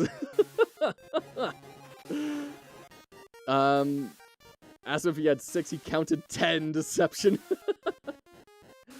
So, what would an attitude of a creative individual have that is just like, oh, I see a fire item. I want to make a fire build now, right? Someone that just kind of gets swept away with the concept of something that is thematic. So their attitudes are going to be building a theme, right? They're going to want things that will reinforce a concept. Concept over power. You're good to see you. How are you today? You're welcome on in. Thank you for answering, and thanks, Queen. It's all Greek to me, so I appreciate it. Well, that's why we're all here, Tia Niawa. Frankly, I don't think any of us have published an incredibly successful game yet. I think many of us have worked on many projects, but I don't know if anyone is in the chat right now that has actually published a game. Maybe Ben will. If Ben will is in here, then definitely they would be the exception to the rule. But for the most part, we're all learning. We're all trying to figure out what is this medium and how do we, create the best thing we possibly can. What do you consider successful, though? Oh, man, we're going to get a full box coming in here. Tom, yes, you have published a game. You've been through that process. Absolutely. Sundown just barely published his as well, if he's in here. It's a grave overestimate to think we've finished any games. No, Rajakai, you're totally right. What is success? It's totally up to your individual definition. What I meant by that is like a large, commercially successful, like, oh, here's my social proof, right? I made Lethal Company, so clearly I know what I'm talking about, which is, is also a cognitive bias. Just because someone had a success does not necessarily mean predict future success, right? But that's kind of what I was meaning. I got a CRT monitor and began to disassemble and restore it, and my parents think I'm crazy. That's super cool, Yura. I love that. What a cool hobby.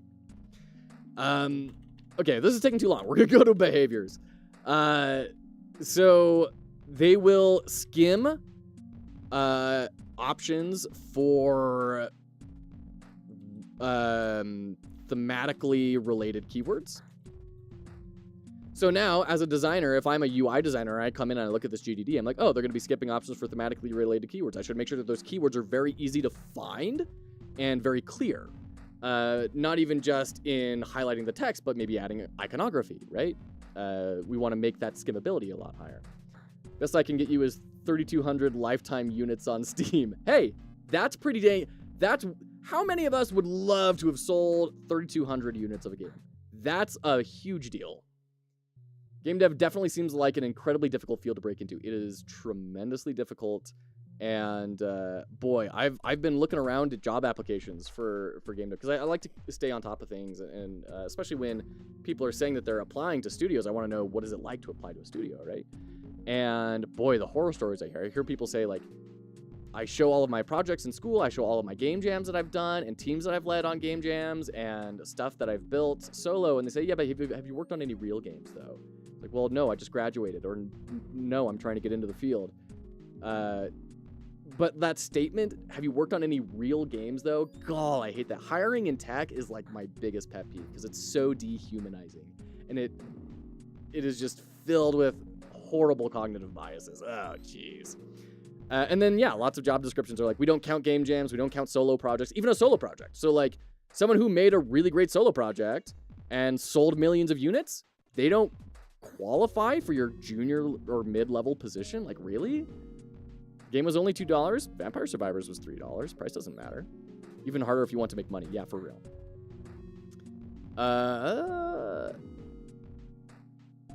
To be fair, though, that's also over the course of, like, 5 years. That's still a lot more than most games ever make. You're in a very small percentage of people. That's very cool. I'm a professional software developer, and I'll stick to game dev as a hobby. Too risky. It's very risky. It requires a lot of investment and a lot of heartache and pain. And if you want to make a go of it yourself, then you're working like 20 different jobs. So it is definitely a lot to get into. The clock is overflowed. I must obey my circadian rhythm. Thanks so much, Tablet Pencil. Hope you have a great night. Okay, there's a few solo successes that make criteria dodgy. It's true. One quick second.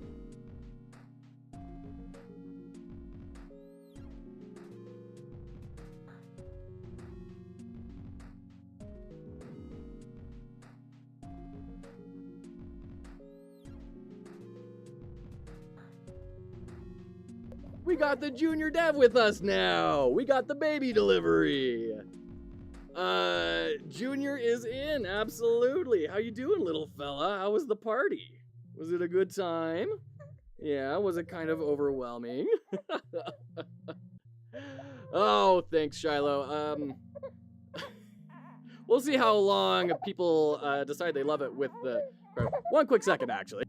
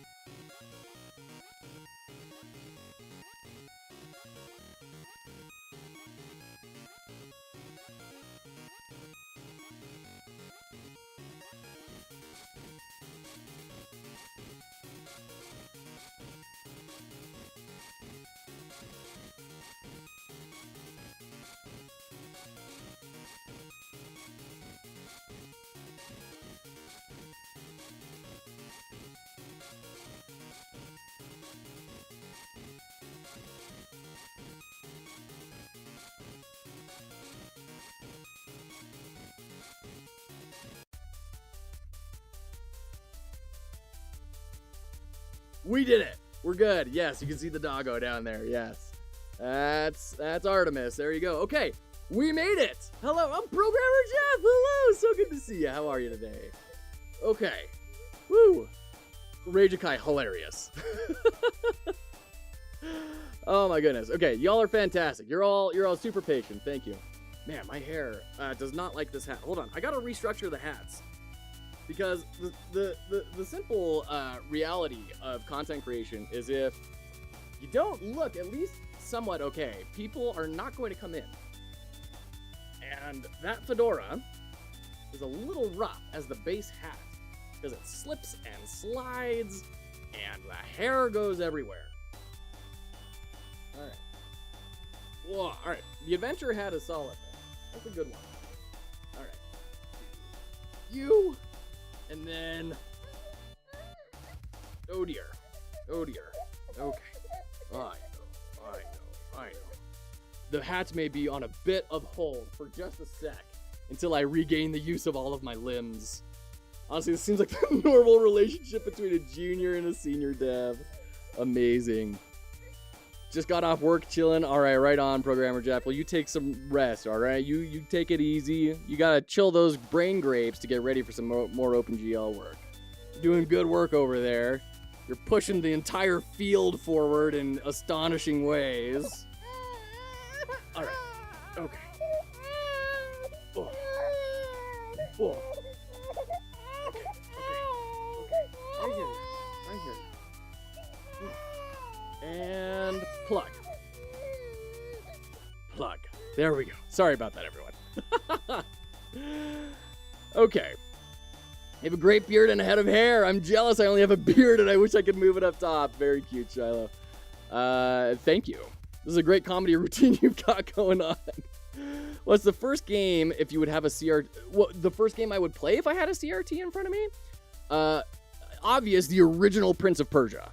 100%. I had a 2-hour interview for a junior position today. We'll see what happens, I guess. Congratulations, Memphis. Getting an interview is a huge deal, especially in today's climate. Well done. That's huge. And that sounds about right for a junior dev.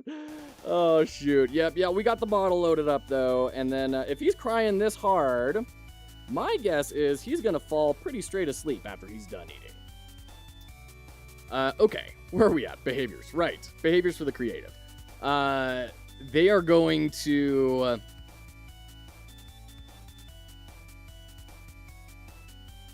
they're probably not going to adapt, right? Will not adapt to changing circumstances. Would rather brute force. And what I mean by that is if you are making a fire build, for example, in some hypothetical game, you're making a fire build and then you enter the lava kingdom and now everything's immune to fire, this type of person is going to be a lot more likely to just be like, well, guess this is going to suck for a little bit, and they're just going to keep going. They're not going to go respec, they're not, because their character is a fire character. They're not going to go deal with it. I've only played the second Prince of Persia for SNES. Wild game. It is. It's a good time. The OG Prince of Persia is the one on the old Nokia with buttons. Amazing. When little guy grows up, will you be showing him game dev? I loved watching my father do work on computer, and I think it led me to being a programmer. That's awesome, Shiloh. You know, I would love to involve my kids in everything that I love. You know, we do game dev, we do design. I mean, streaming is definitely a thing. I do woodworking, I love cooking. You know, and then family adventures. We go on hikes and all sorts of stuff. So I hope to involve my kids in everything in my life. And hopefully they'll enjoy at least one of them. Hopefully they won't just think I'm the lamest dad in the world for talking in front of strangers on the internet for a few hours every day with a bunch of silly hats. I'm not looking forward to when that comes up. All right, so I think that's kind of like enough of an example for target audience. Let's move to platform. Which platforms will you be building for? Boy, that player stuff took a long time. Okay, which platforms will you be building for? We're gonna grab our possible example here. And this is gonna be a really simple one, but whatever. We'll say, no, we gotta grab a Steam Link, don't we? Let's just grab a quick game. Let's say, you know what? Let's use Feathered Serpent. Why not? The Feathered Serpent. Okay, there's the Steam Link. Hey, guy. Like in a few years, just put Scratch in front of him. Yeah. So I do actually subscribe on our iPad to a little coding game called Codables, and teaches programmatic logical thinking of doing things sequentially and stuff. It's pretty cool. Making games and streaming, coolest dad ever. We'll see. Neat not seeing someone use Obsidian. I didn't even know Obsidian existed till a few weeks ago. It has definitely taken a lot of the space by storm, hasn't it? So, possible example for the Feathered Serpent. Is this? Yeah, okay, good. So we'll just do a list, and we will say Windows, PC, and Steam Deck. Well, you're not even eating, are you? You're just having a tough time, huh? Ads incoming. That's probably good. It'll give me a moment to take care of this guy. Why don't we actually move into ads right now? Don't go anywhere. We'll be right back.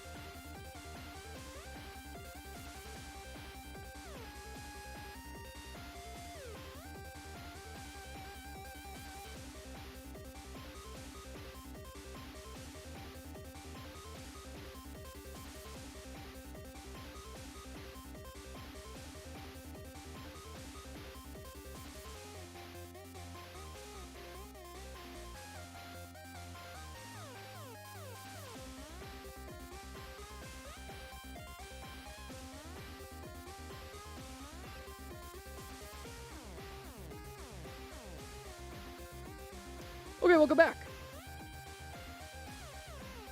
Baby is successfully soothed because I can dance like an idiot, and he doesn't even mind.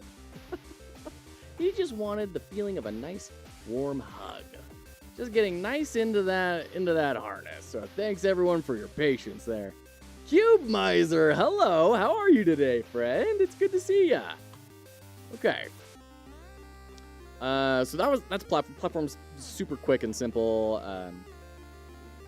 It can get slightly complex, but most of the time, you're not really going to bother with doing a whole lot. Web. That would be an important thing to call out, right? Doing all right.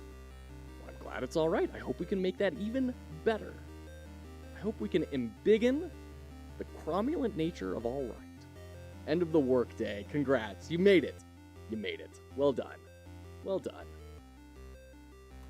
Development software.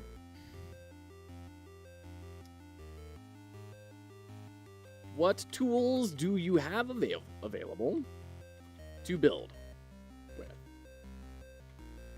So we could do possible example for...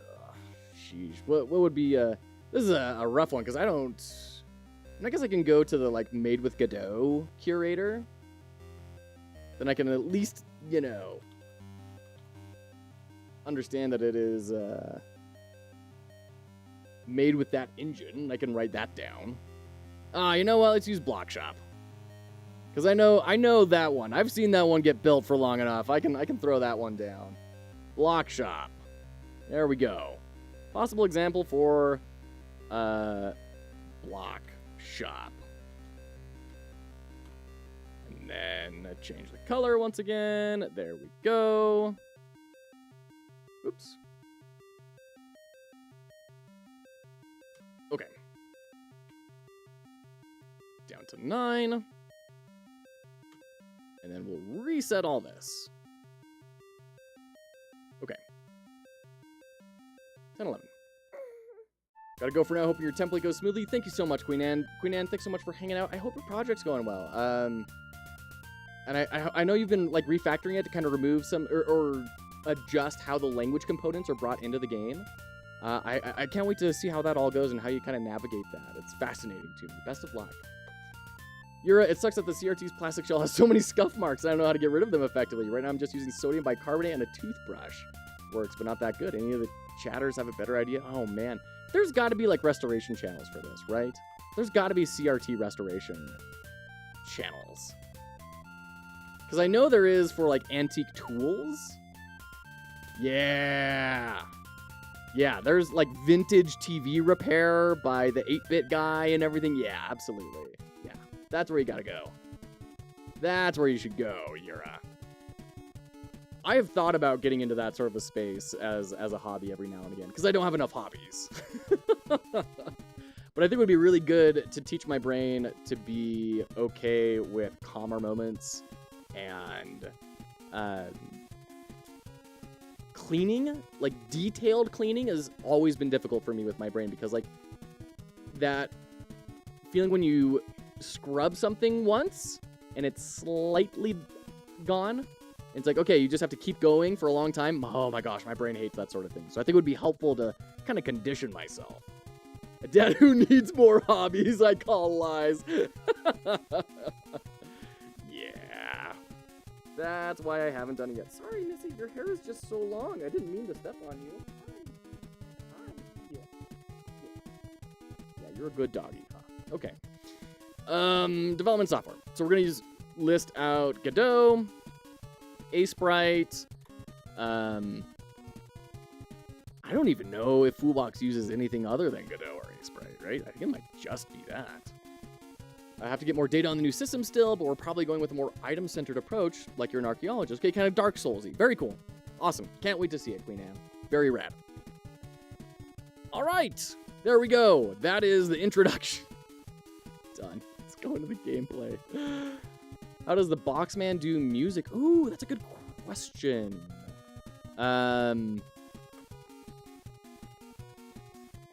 Music synthesizer open source. I know that people bring these up all the time, and I can never. Zynthian. I think that's or Surge maybe is maybe another one. Surge synth. Yeah. Audacity. Yeah. Okay. Cool. All right. Gameplay, core loop. What is the paint.net? There you go. What is the most basic how do I describe this? I mean,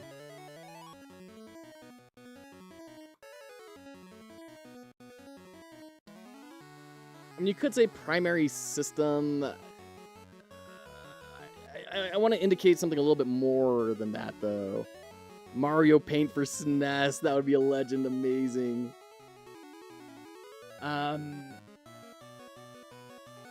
It's the most basic representation of how of the main interaction players will have with your game.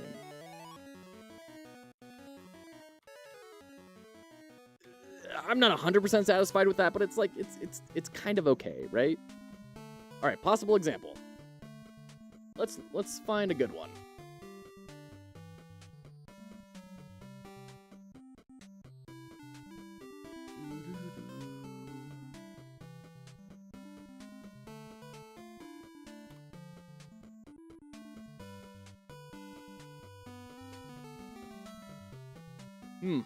This is kind of interesting.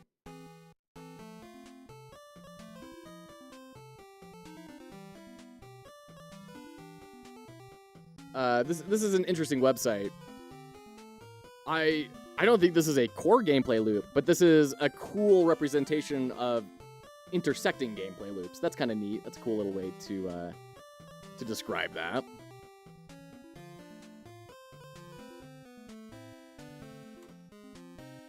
Documentation is overrated. While you were working on it, I could have reworked the project multiple times because of no plan. Oh, shoot. That's funny. I'm trying to find, like,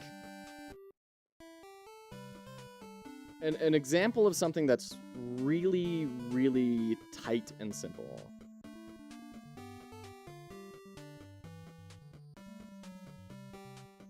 Okay. Sometimes that is the right thing to... I mean, it's true. All models are wrong, but some are useful, right? I believe that wholeheartedly.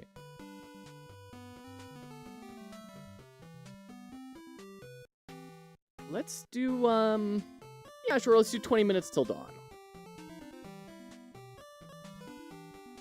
And that's the thing, especially early on, like, this much of a GDD is probably overkill if you have yet to prototype anything, to be frank. That's my interpretation. I wouldn't do something as in-depth as this for a game jam unless I had, like, a big team of people to be working with, like 4 or 5 people. Otherwise, I'd go for something a lot more simple.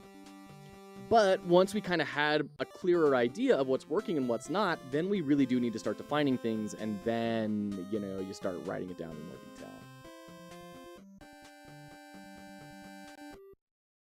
Okay.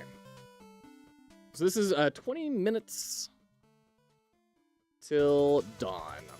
You always match the fidelity of the tool to the fidelity of the thing you're trying to validate, right?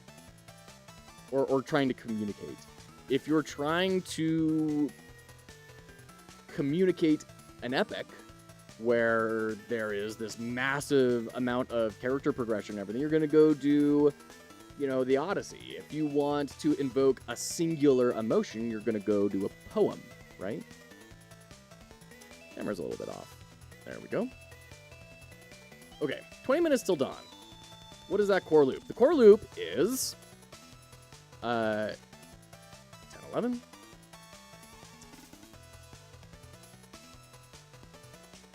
Shoot enemies. Pick up experience. Level up.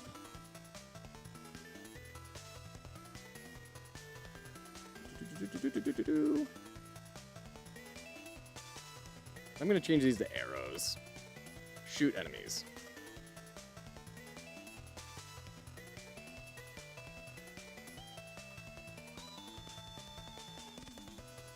Shoot enemies, avoid getting hit, pick up experience, level up.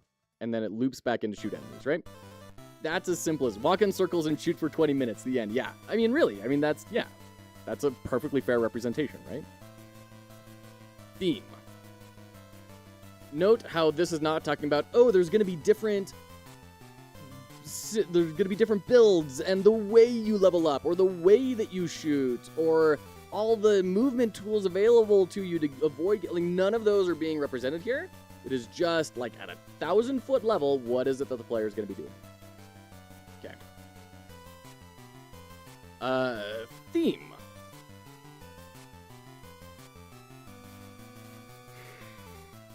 Gameplay theme? Do we want that in here? That doesn't seem quite right.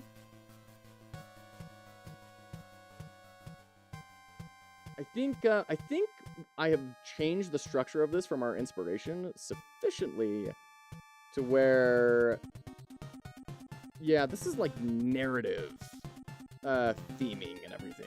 And, maybe that should actually go up into introduction. I could see that. Let's go into under genre, probably is where we can put that. So, what recurring concepts or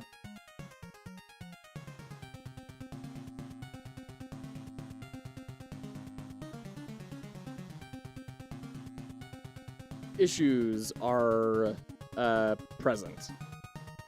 So, possible example. And then as well, and not just because that's a very broad speaking analysis thing. We can get a little more specific than that as well. What is your game's setting, right? So possible example for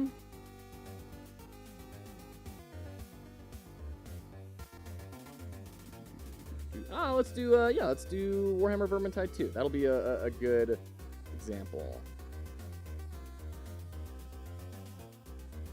There we go. Possible example for Warhammer Vermintide 2. We'll change that color. Whew. Okay. Set in the old world of fantasy Warhammer, Vermintide 2 will have recurring, will have themes of fighting against apocalyptic odds.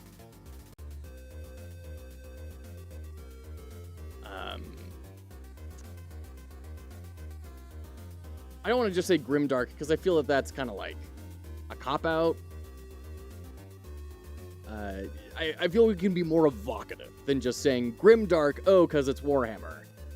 Vermintide 2 will have themes of fighting against apocalyptic odds, disastrous consequences for mistakes and oversight, which is 100% true both narratively and mechanically, right? Like, the Empire convinced everyone Skaven weren't real. Vermintide. I decided to ignore that assassin, and I went off to go try and find the tome by myself, and I got pounced on, and the whole team died because of it.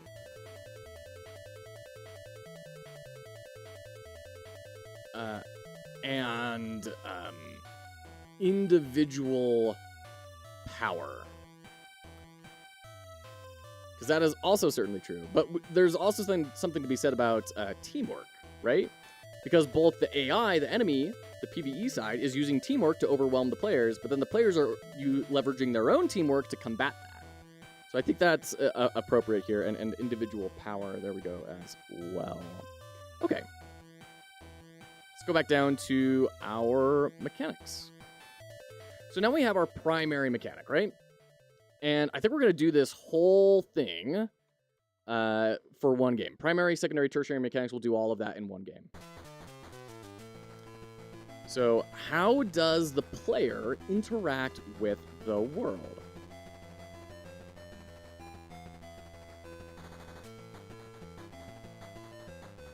What, I don't know of a more concise way to say it than that. I feel like that's pretty explanatory. But I do want to say what it isn't. Focus more on actions the player takes and less on things that exist independently of the player. Okay, so primary mechanic. For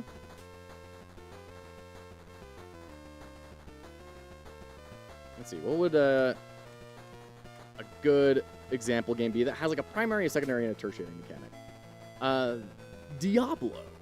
Diablo 4.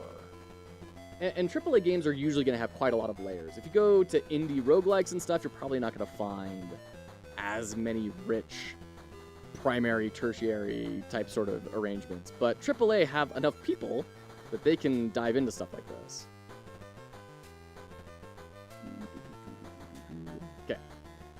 primary mechanic for Diablo is combat.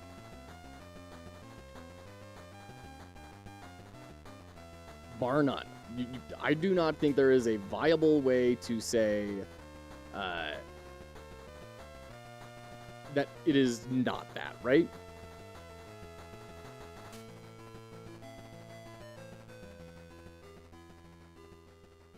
So, hotkey-based abilities are how they interact, and then what's the way to say this? Live action movement, synchronous movement, action-based. I want to say that's real time, right? Real time. It's not turn-based. Real time of hockey-based abilities. There will be mana or other equivalent resource for each character class.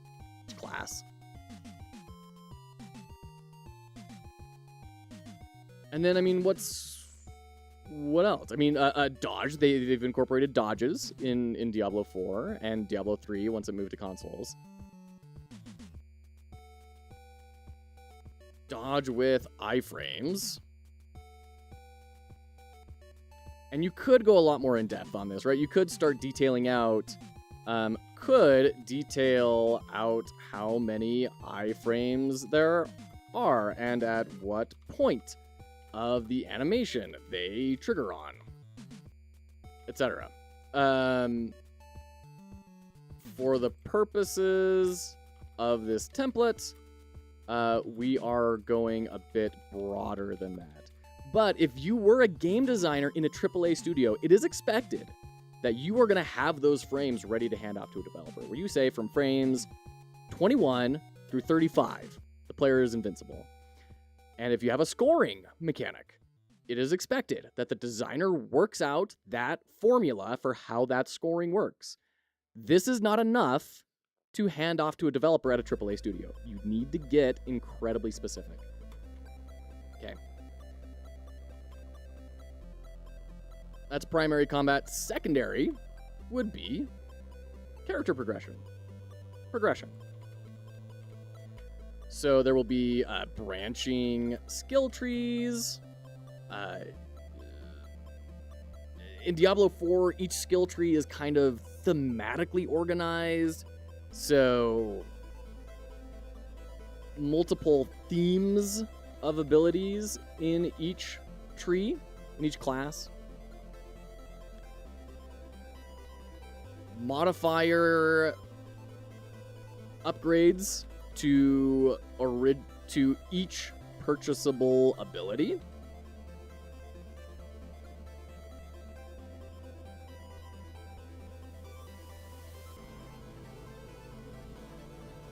Can only purchase, I don't know, about 1/3. And this is where, once again, if you were doing this in a AAA studio, you'd say, like, no, these are how many points you have, this is how much each thing costs, and you would write that all out in here. You can only purchase about 1/3 of all nodes. Contains stat upgrades as well as abilities. And then each class will have unique nodes. And there will be an ultimate ability, an active ultimate ability, and a passive ultimate ability. And there will be options for both of those. Okay.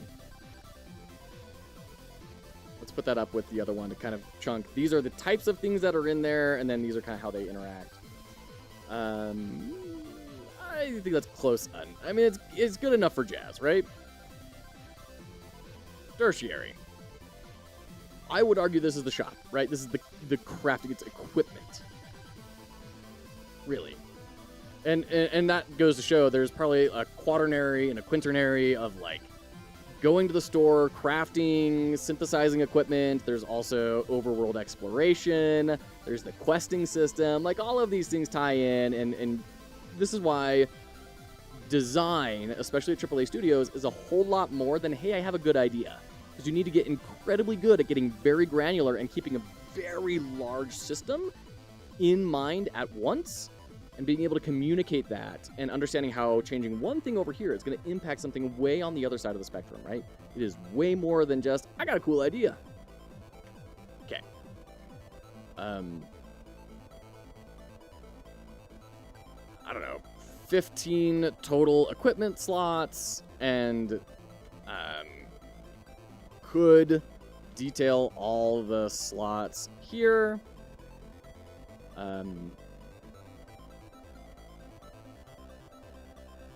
Equipment will modify stats as well as abilities for legendary rarity items.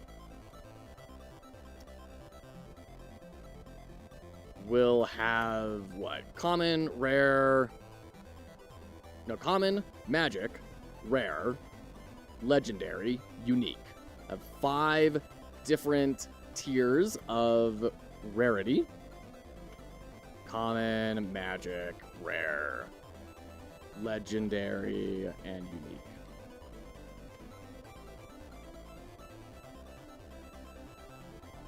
And this would be a very important thing to clarify here as well. Each takes up the same amount of inventory space, because that has not always been the case in Diablo, and so that was a big shift for them. That's something you absolutely want to make sure you're communicating with your team. Okay, I think that's enough for all that. Special callouts, we should probably have, like the mount, right? Or the cosmetics shop, right? Ooh. Cosmetics shops will contain purely visual options for players.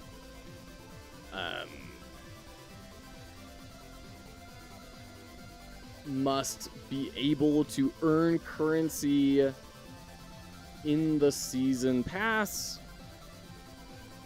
as well as purchase for real world money. Oh, I feel gross writing all that. Let's move on. So let's talk systems. I'm excited about this one. What systems exist in your game independent of the character? How does the world function? Not thematically, but mechanically in your game. So this would be a great place for AI, for economies, all that sort of stuff. Let's find a good example of that. Maybe something like Stardew Valley. That could be a good thing. Let's do Stardew Valley.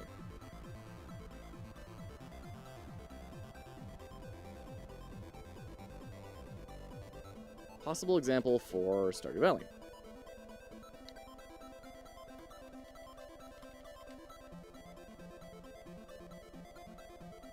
Copy and link. Change of color. It is so great doing this all with you. I know this can be a little mind-numbing. This is a lot. This is a lot we're doing. This is a very in-depth game design document. But I think it's helpful. I think it's going to solidify a lot of concepts for people and encourage them to think a little more broadly than maybe they have in the past. I think that's a good thing. Stardew Valley mentioned. There you go, Nicholson. Just for you. Possible example for Stardew Valley. So, time. Time is a big deal in Stardew Valley, right? Day-night cycles will determine... Oh, come on. Determine...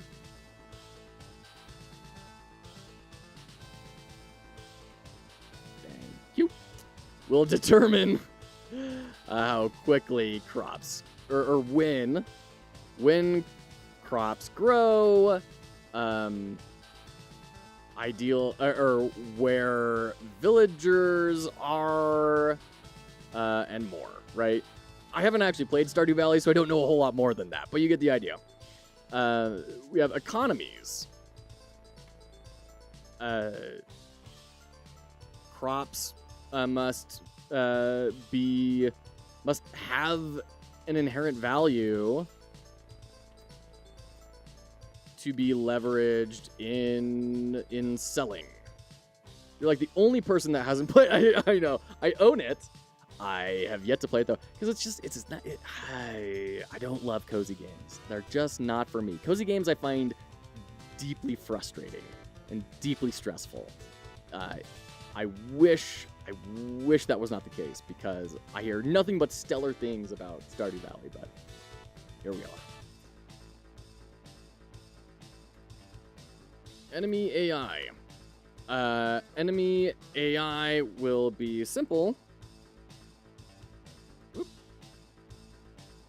In fact, I think we can split this up and just say AI. And then we say villager AI, and they will follow a set schedule based on time. Hey, guy. I got you. There you go. Stressful. That's the opposite of how it should feel. I know. It's just like, it's so mundane and casual that my brain has nothing to hook into, so it just spins. It's like a bike chain that flies off the gear and just starts going crazy wild, right? My brain doesn't like that sort of thing. It's weird. All right, we got ads. We'll be right back.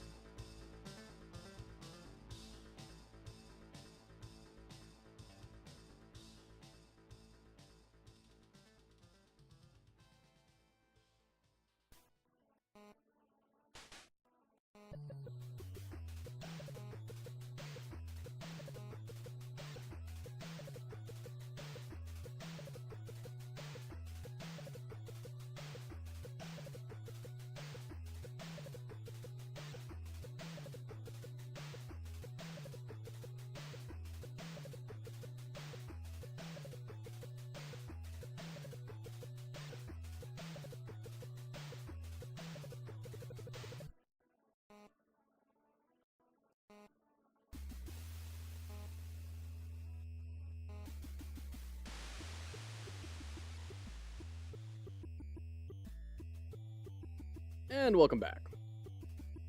You're in the same boat as me, finally! Another person who can't stand cozy games for very few reasons.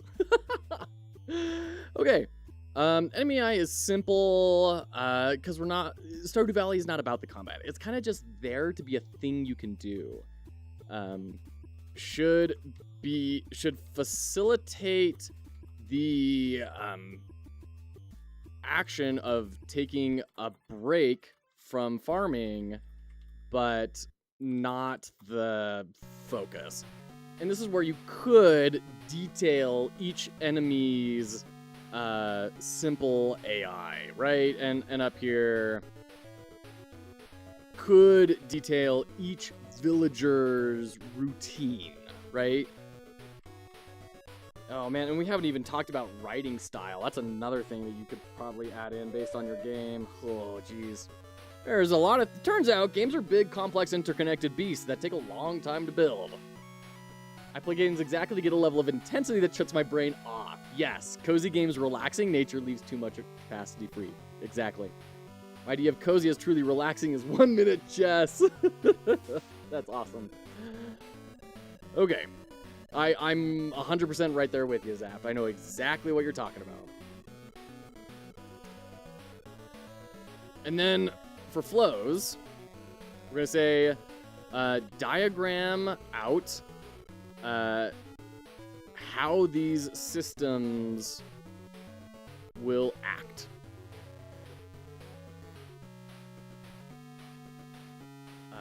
In a logical flow.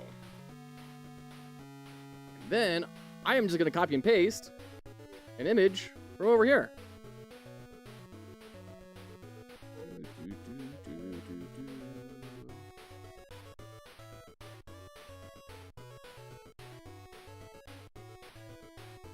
These aren't the best examples, but I think it'll work-ish. Come on, bud. What, do you not want the pacifier? What, are you needing milk now? Yeah. There we go. There we go. Okay. Let's just take a screenshot of this. And, we will turn that off again. There we go. Example from a small game jam project for Fox Hollow Jam 1. 9. There we go. Okay. Art. Style.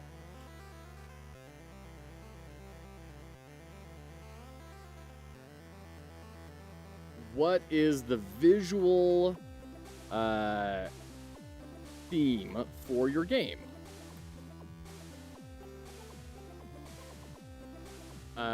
Is it 3D, 2D,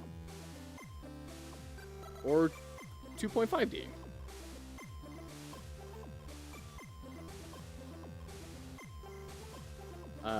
Photorealistic, hand-drawn, pixel art, or other?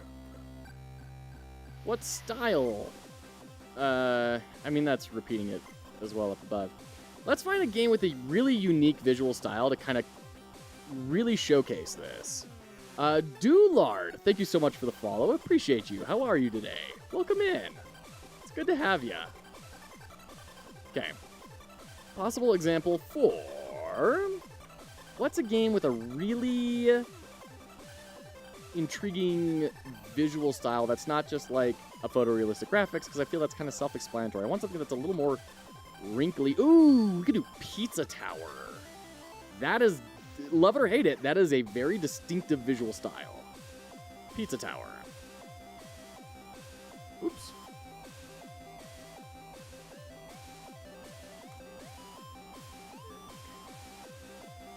Spaghetti code.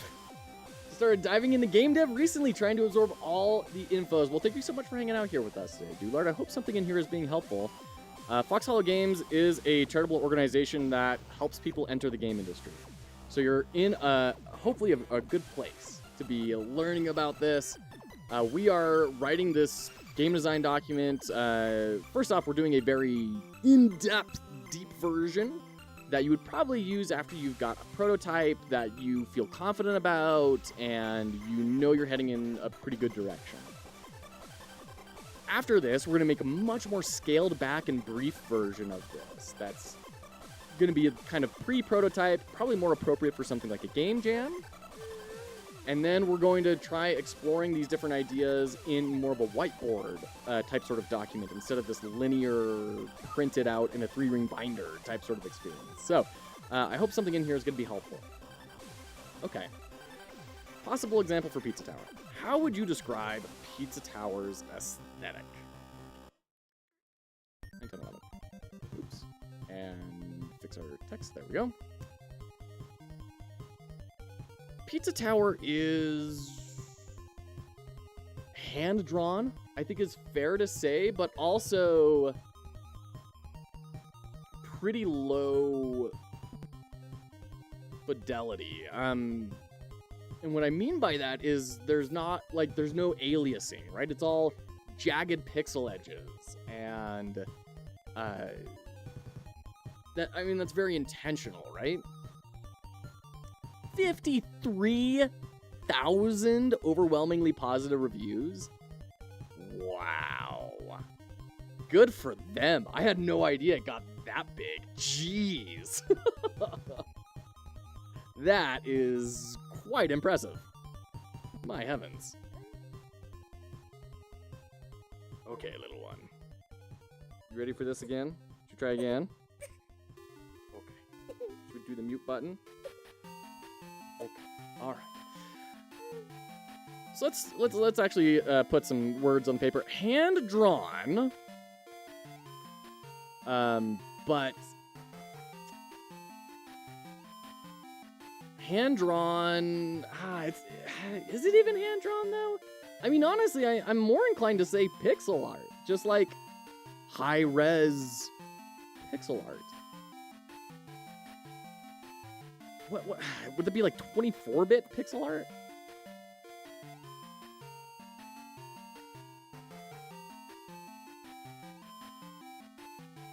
I think that's appropriate.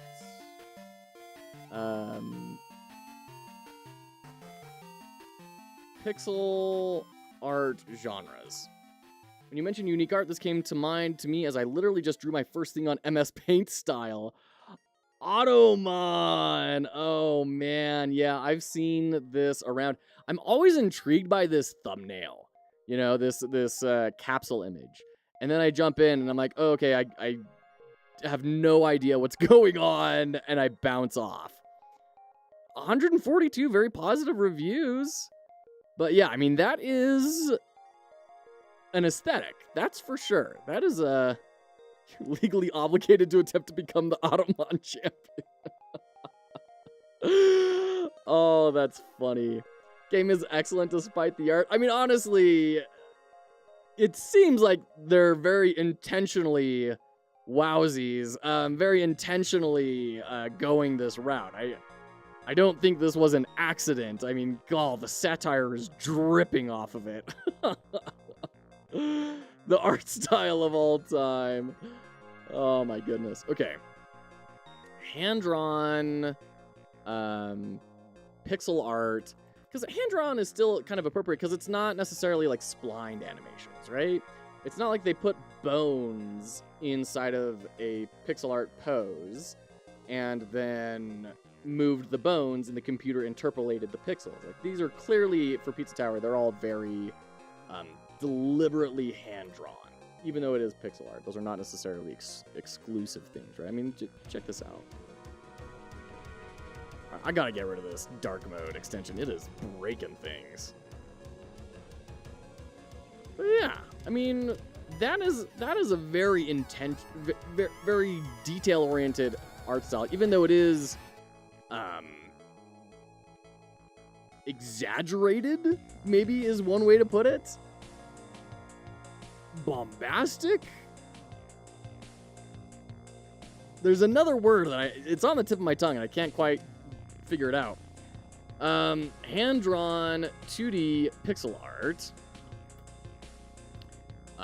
Sensational, bombastic, exaggerated expressions. I mean, like, really, I think this is where our style inspiration would be really good. Like, Ren and Stimpy, frankly. I think would be a really good equivalent here. Ren and Stimpy. Right? I think that's totally Pizza Tower style. What monster puts bones in pixel art? I wouldn't call this pixel art at all. It's cartoony. It is cartoony. That's a great way to put it. Cartoony is a great way to put it. I say pixel art because the pixels are very present, right? We bring this up. Like, you can see the pixels. Like, they are 100% there. But you are right that pixel art can communicate something completely different. And that's where I think that these inspiration things really matter. 90s pizza cartoon. This is gonna be a like cultural memes about pizza more than it is about like actual pizza, right? I think this could be good inspiration too. What is the Rocco's Modern Life?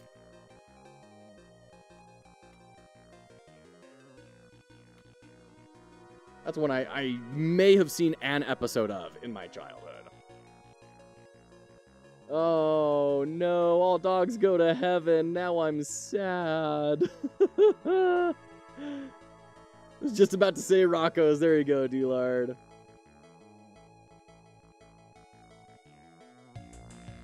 In fact, instead of cartoony, I'll say like Saturday morning cartoon, right? From the 90s. From the mid-90s. I think that's fair. Okay.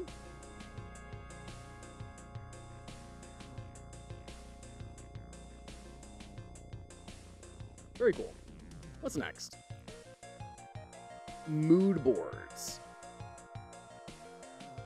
All right. Pizza Tower mood board. Has anyone done the work for me? I'd love to not assemble a full mood board.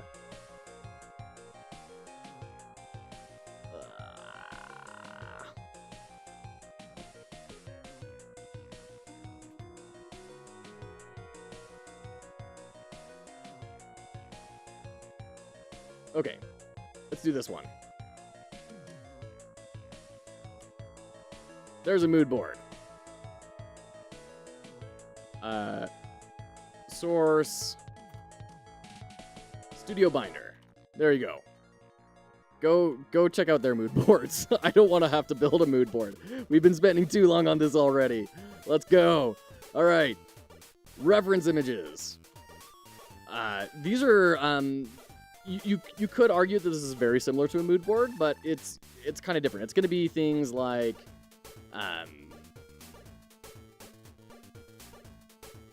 how do we want this specific thing to look? How do we want this specific thing? We're getting to another level of granularity. For example, for Pizza Tower, you could do the Roadrunner's Run from Looney Tunes. On Looney Tunes. Right. This is very similar to what we end up seeing in Pizza Tower.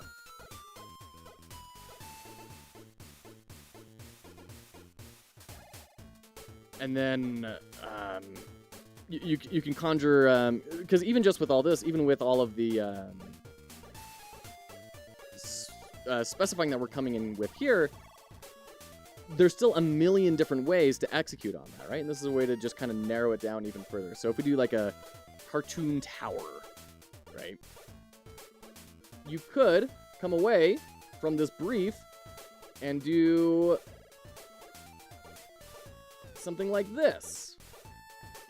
Like that. And it's like, well, no, we don't actually want that for our tower. We're kind of looking for something more like this, right? And now we start to kind of see, okay, maybe we want some cross-hatching. Let's start applying that and, you know, driving in on that. Now, I am not a great at art direction. I need to get better. But I think that gives an idea. VFX. Should be, well, what are the concerns about detailing our VFX? Because it should be in line with the overall art theme, right?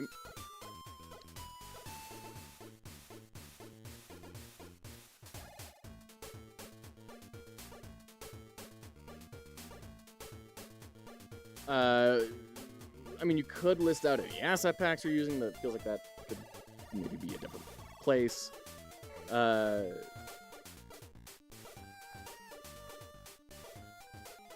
guess you could list out all the different VFXs, right? And that is something that people do. There are jobs whose entire responsibility is micro animations in UIs, right?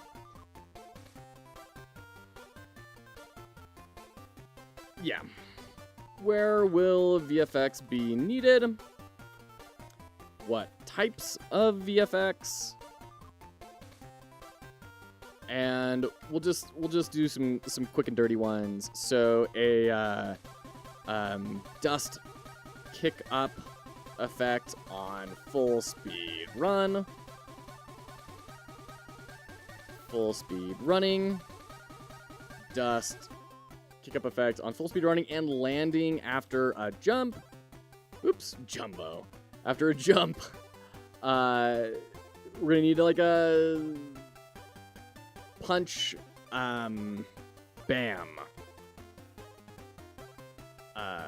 splash on ability hits, fire, and that will need to be environmental, and show when a character is on fire, you know, that sort of thing, right? And you could show the visuals. You could link to these. Could link to the specific VFX to be used here. Okay. Audio.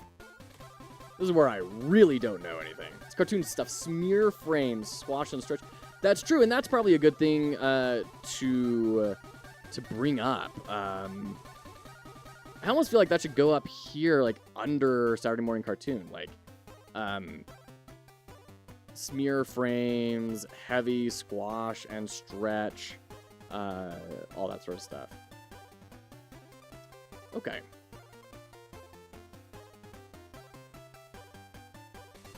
Audio style. How does your game sound? What should it not sound like?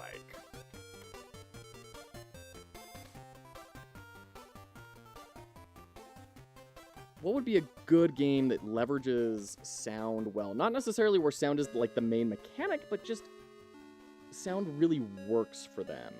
Honestly, Apex Legends. Possible example for Apex Legends.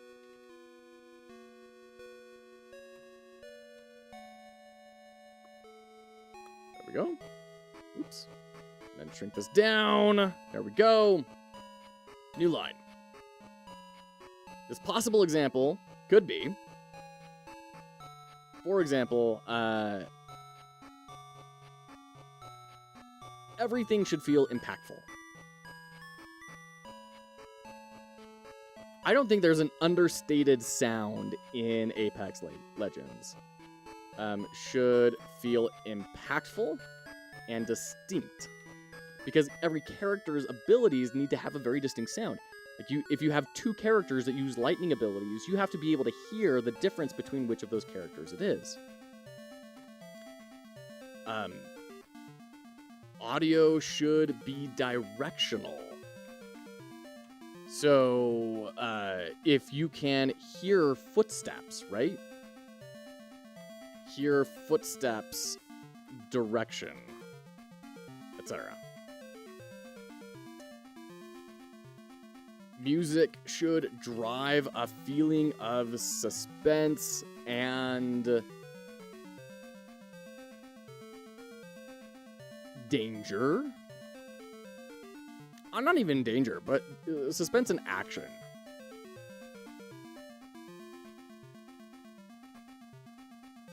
And then just due to time, we're going to call it there. This could be way better. I'm not an audio guy. We got to get someone in who really knows their audio to say, what would good direction for this look like? But I think it's good enough for a jam to kind of say, at least be considering this, right? Music.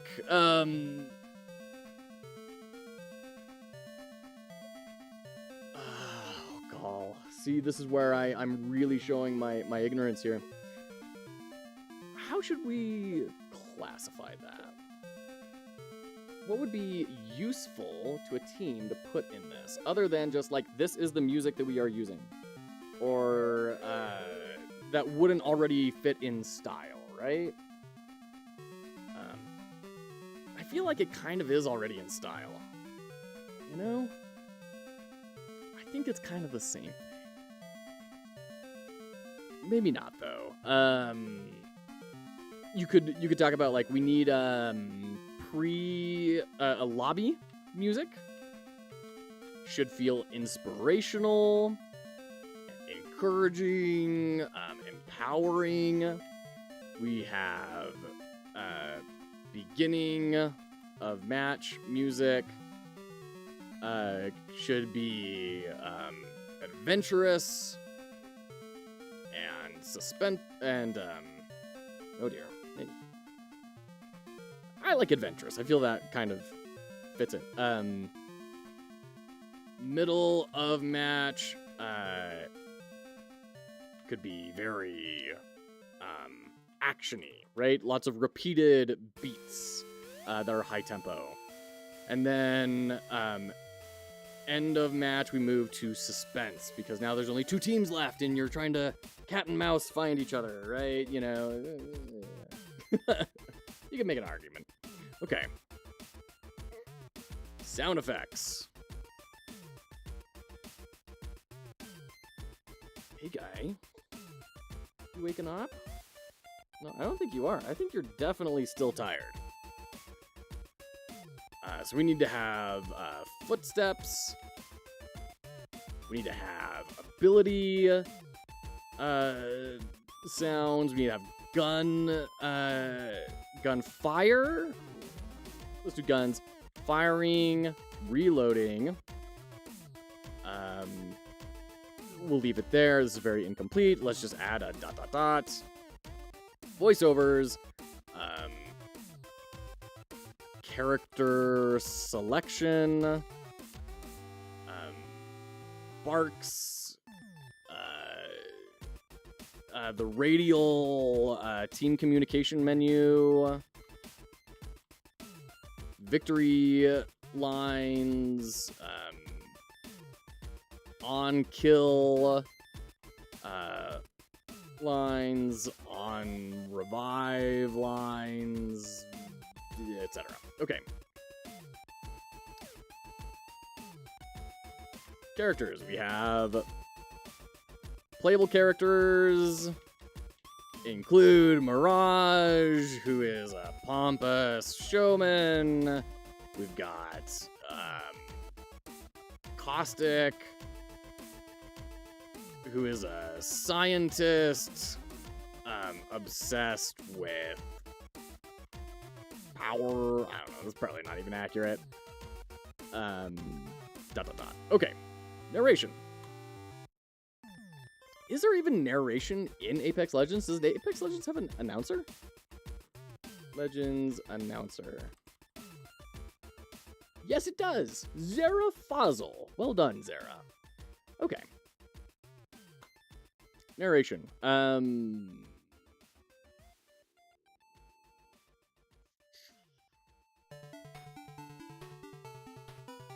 Round start. Game announcements, such as special time-based events. Ring closing, etc., etc., etc., etc. Okay, great. There's all that. UI. Style. Whew, we are cruising through this. The good thing is, once we have this done, it's going to serve as the blueprint for all the other versions we're going to make, and those are going to go by a lot faster. So, UI style. How does the player know about the information present in the game? What visual style does it take on? Let's grab another example game. We could do,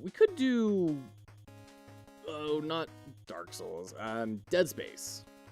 I think that'd be kind of interesting. That would allow us to talk about UI and, like, diegetic UI type sort of stuff.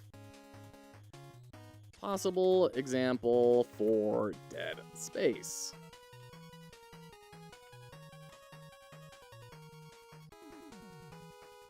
Lovely. Then we'll shrink this down. Okay. Astroneer, if you want a less gory example. Astroneer. I'm unfamiliar with Astroneer. What is Astroneer? I have ignored it. Why have I opened it? Multiplayer open world survival crafting game. That's why. That's why I've ignored it. Because it is exactly the kind of game that I do not play. Looks really good, though. Looks really cute. Okay. Possible example for Dead Space. We will combine diegetic built into the world and visual overlays into the UI. Diegetic UI will have a bright contrast wherever present. Visual overlays will be represented as a holographic overlay emanating from the character or relevant computer terminals. They go hard on diegetic UI. Very cool. Dead Space UI design document. No. Good to see you, Quellis, by the way. Hope you're doing well.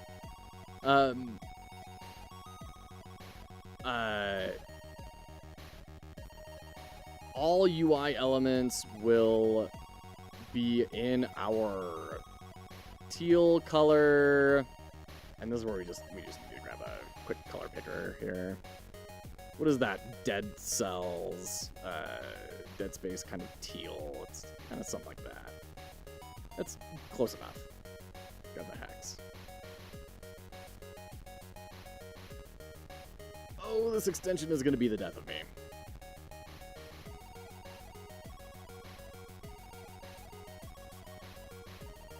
Just heard about design documents today. Excited to learn about them. Very cool, Quellis. By the way, we are in ads. We're going to jump into our ad break. We'll be right back. Don't go anywhere. Don't do it. I see you walking away. No. You're stuck here. You're stuck here as long as I'm stuck here. We're going to see this through together.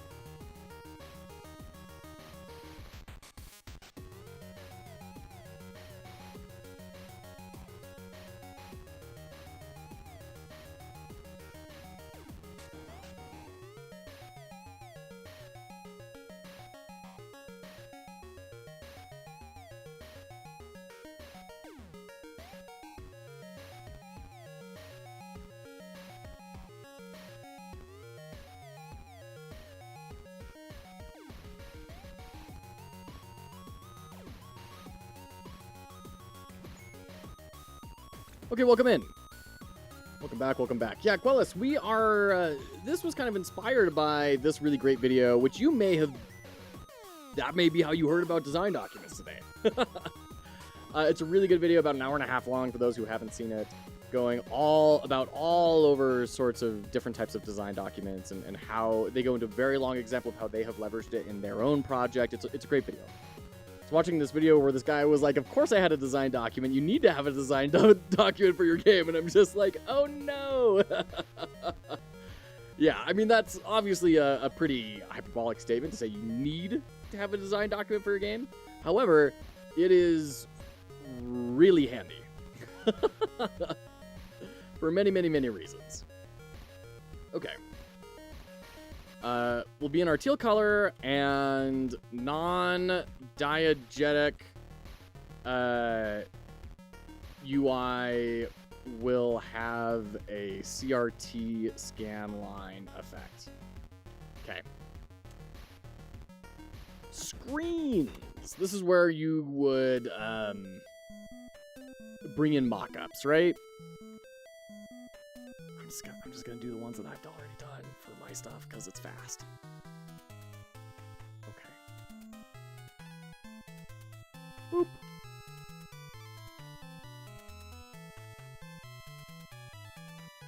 Example for a submission for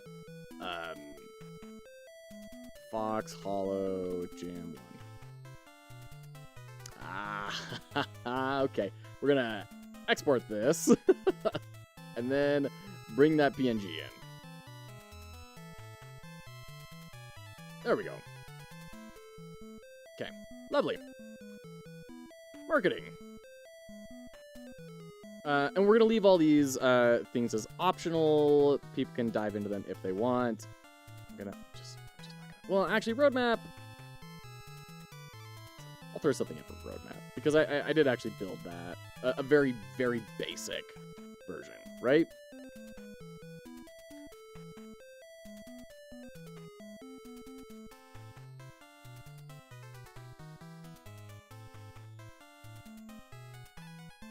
Example for a submission for Fox Hollow Jam 1. There we go.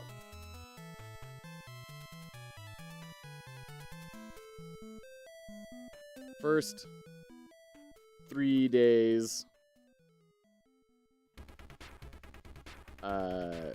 Let's make this into a bulleted list so we can make it a little more clear what's going on. Second 3 days, and third. This is just a dumb way to put it. Let's just do that. Basic mechanics built. Wednesday deadline. Saturday deadline. Tuesday deadline. This is so dumb. Deadline. Tuesday. There we go.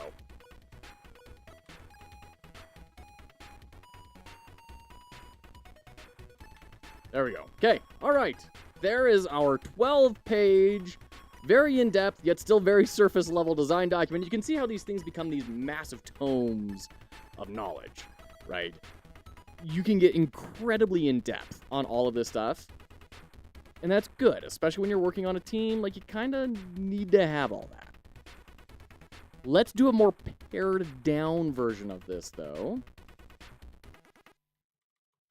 GDD template brief of what I would do if I were doing like a 3-day long game jam. Quellis, I'm about to do good old wild jam with a friend in a few days, and I think making a game design document together could help us organize our ideas early on. Absolutely, Quellis. That was one of the biggest benefits of a game design document is working in teams. Working in teams become infinitely easier when you're able to all have something taken out of the abstract thoughts of your head and put in paper, because I guarantee you, every single person that's in that meeting room talking about that a cool idea y'all want to build, you all have different ideas of what it is until it is actually built. Great job on the documentation. Also helped your child fall asleep. First off, thank you, Shiloh. Second off, how dare you imply that I'm boring. But yeah, I mean, it's a lot, and there's a reason why designers have jobs, because and project managers. A project manager could be gathering these elements from their different disciplines on the team and building this documentation. Designers need to actually really get very specific and have a lot of math and a lot of, it's not just, oh, we should do like a Metroidvania, but like you're a dog instead. That's not a design, that's a thought. So I'm just implying that documentation is boring. It is, to be frank. It super duper is. It's really boring. I'm surprised we've had so many people tuning into the stream over the course of today, but it's incredibly valuable and helpful.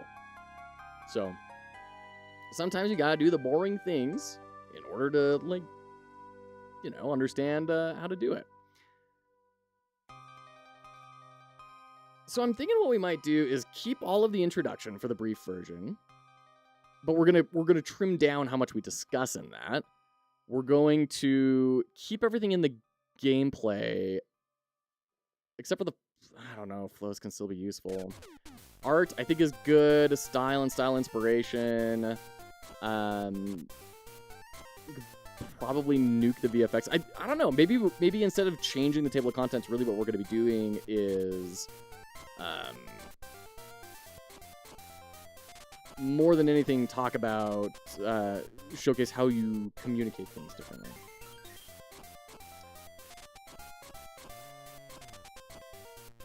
So this is going to stay the same. Your example games, I think this is pretty quick and dirty. We don't need a whole lot more there, or we can't really take a whole lot away from there. Player experience, I think, is super crucial to have there. Genre, it doesn't take more than 10 seconds. Theme, I think this is also pretty pared down. And then target audience. This is where you can start to go a lot more simple, right? So we can say demographics, you probably just say late teenagers to adults. And then have one persona that you're building for. And you can even nuke all that. Oops. And then take it to there, right? Like, this is now enough to move forward, and it takes just a couple of seconds. I'm back working on the CRT for a while. The PCB looks good. No rust or oxidation or minimal. Very nice here. Very cool. Platform, you're probably going to want to make sure you keep that in line. Development software, I think this is optional for a really brief design doc. Like, you kind of have an idea already. And I think I italicize that, right? If it's optional, yeah. Okay. Gameplay, core loop. You should definitely have a core loop listed. Mechanics. This is where we're going to go into Zaf's stuff, because I think Zaf did a really good job in his Godot Wild Jam submission of... This is how he describes his mechanics. It is that simple. Mr. Cha99999. Hello, welcome in. So good to see you. How are you today? Hope you're doing well. We are making different design documents. We made a very in-depth design document over here, going into every kind of facet of a game and giving a lot of examples. Now we're going in and building a much more brief version of that. This is the pre-prototype, getting ideas out and making sure you're aligning with everyone type sort of an experience.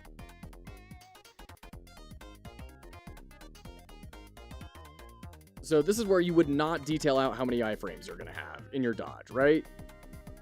This is where you're going to keep everything very high level. Secondary, progression. You're going to just say, like, branching skill trees. And then all of this stuff beyond here, you could probably just nuke, right? And then the tertiary, you're probably not going to have a tertiary mechanic for for something that's this simple, but we can still list it.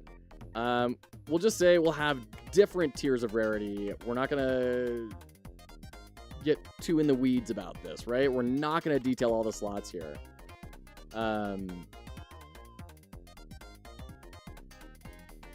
We're going to, yeah, I mean, this is okay. Systems. I don't think we're getting too in-depth here, but we will get rid of these could statements for sure. We're not going to detail those out, really. Could be better, but not too bad. No, okay, well, we'll see what we can do about maybe boosting that up a little bit. Branching skill trees in a jam. What a madman. Yeah, Zeph, I've genuinely been thinking about a lot of different ideas that I would potentially take into the Captain Coder game jam, depending on what the theme is. And one of them is like, what if you just make skill trees the entire game? So it's like an incremental auto battler sort of thing, and the only way you interact with it is clicking on skill trees. That could be kind of fun. I envy kids sleeping through anything. I'm such a light sleeper now. Yeah, for real, for real. Okay. Flows, I think, is good to keep in. Art, we could probably leave it at this. Well, style and inspiration is nice, but mood board, you probably don't need a ton of reference images. You're probably just going to be blasting through things, right? go back up to here, and let's get rid of those sections.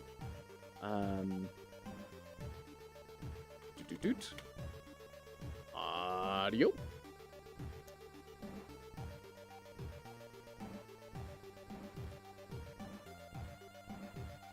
We could probably just get rid of that, to be frank. Get rid of the entire music section, because it will kind of roll up to this. Ability sounds, guns, firing, reloading. Yeah, I think that's good to keep. It's a good, like, checklist. But we could probably get rid of these, like, specific ones, right? And then the voiceovers will probably just go down to that, right? Or probably, like, none, in all reality. You got some classic styles. There you go. Best... Prosto! Good to see ya.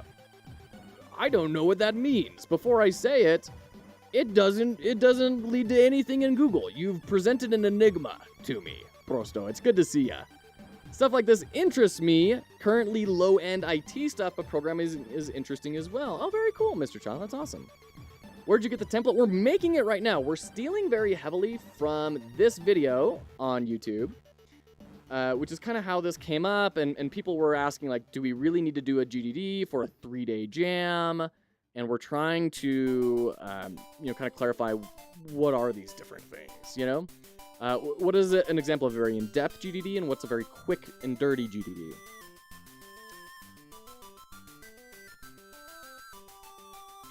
And honestly, our in-depth version is pretty surface. It's pretty surface.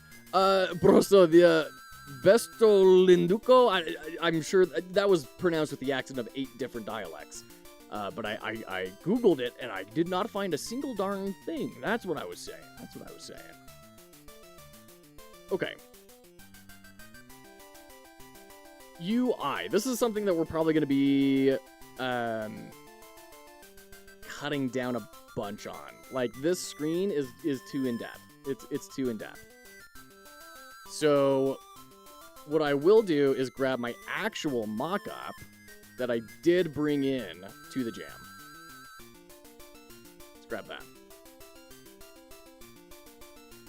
And that's just to showcase, like, different layers of fidelity, right? The other one isn't much more than a wireframe, but it's definitely more than this. How's it going? It's going very well. Thank you for asking, Prosto. We are building different GDD templates, and it's being very exciting. We'll be in a teal color.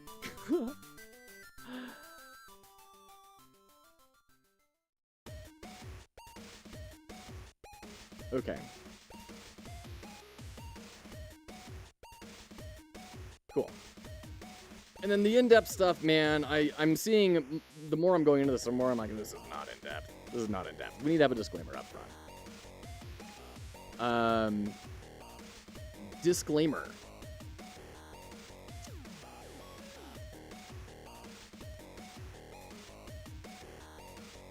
Several,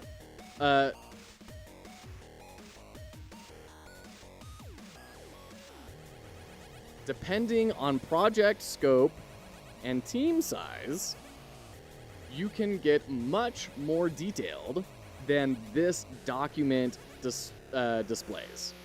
demonstrates.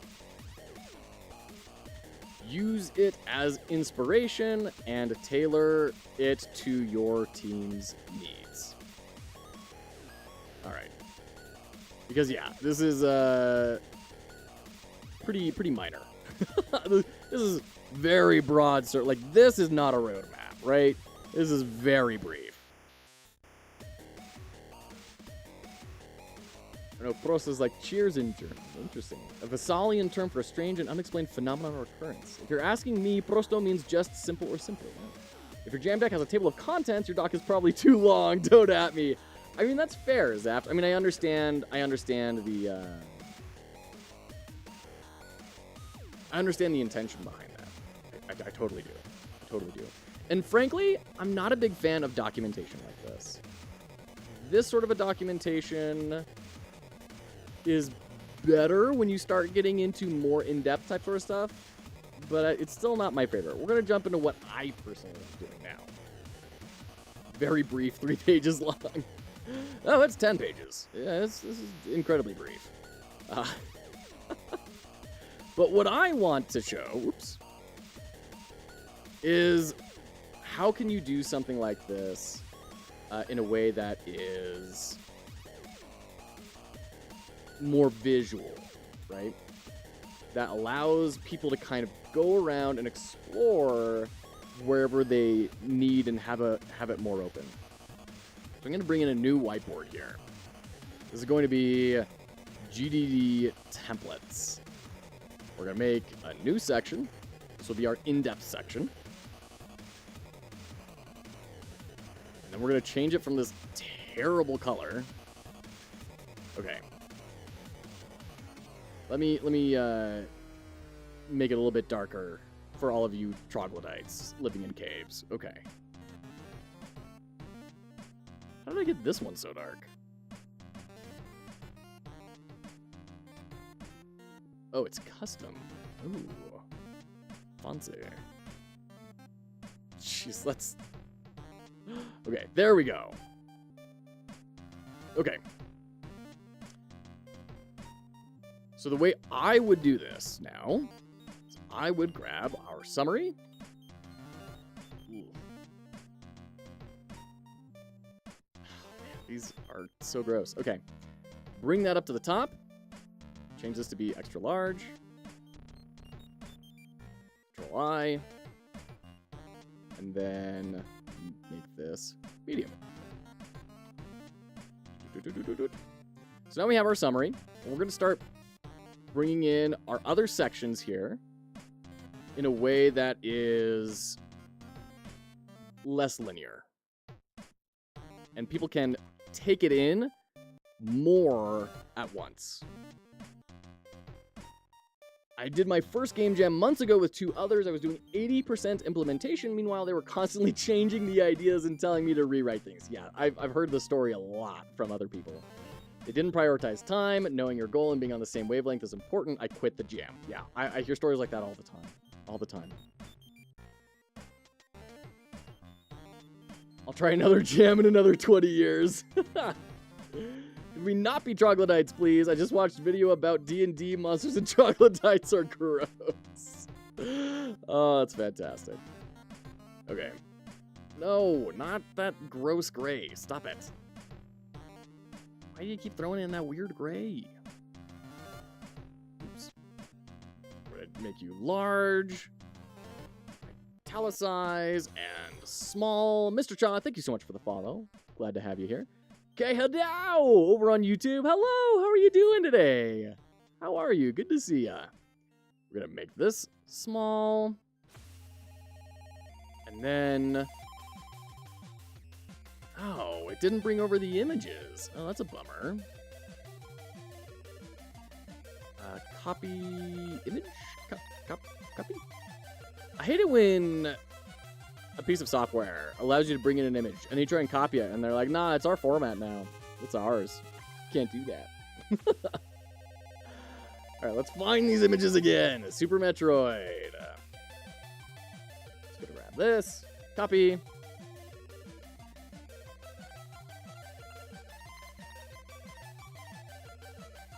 And then we will cut all that text out and then put in Super Metroid.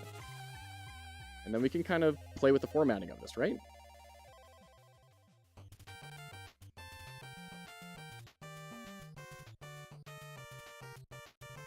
There we go.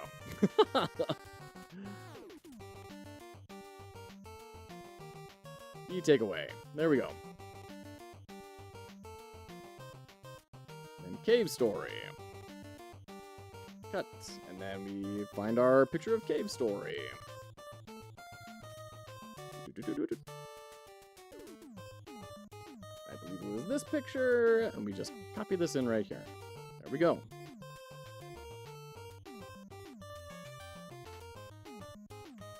Oops. This is me getting a little picky and just saying, yeah, let's get rid of the bullet. Doesn't matter. All right. Grow this out a bunch. There we go.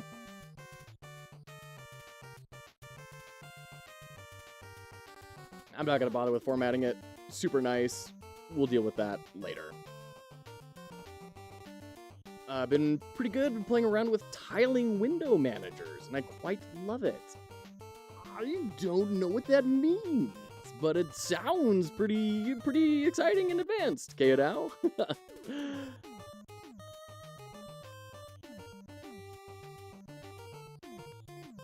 Right, okay, I got lost in my browser tabs for a quick second. I'm back, though. I figured it out. Player experience.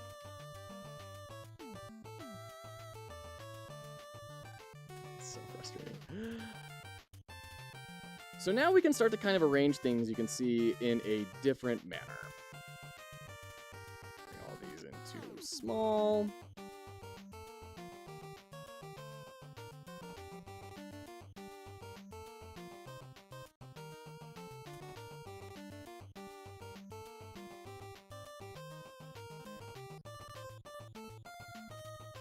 Bold those emotions. So you can see that doing it in this sort of a way instead of a document, you start to care about the visuals a little bit more in a way that I feel is healthy.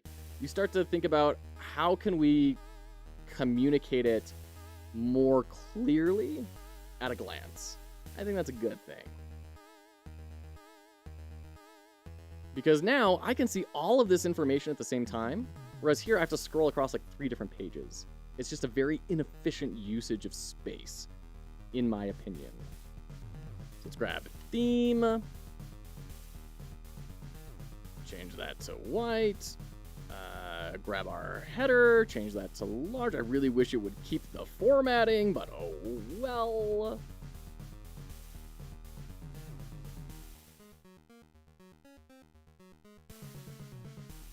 And right, like it starts to become very easy to reorder things. I'm thinking, oh, maybe we should have all of that information over there, and then the inspiration's kind of off to the side. And now we can kind of get the idea of the game by going straight from the top left and just scrolling down. Oops, didn't mean to click that link. Target audience. Gonna grab all this. White.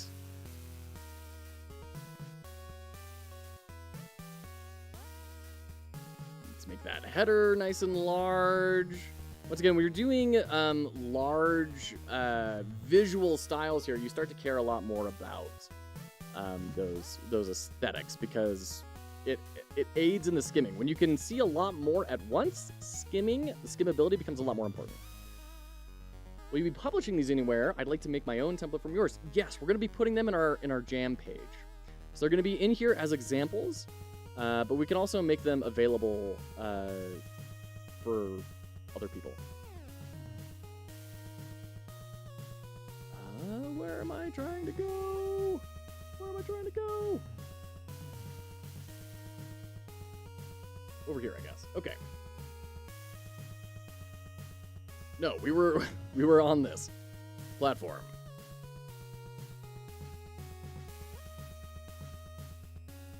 That white, do our fun text. Man, this is taking a long time. I wonder if there's a easier way to bring all this in. Development software.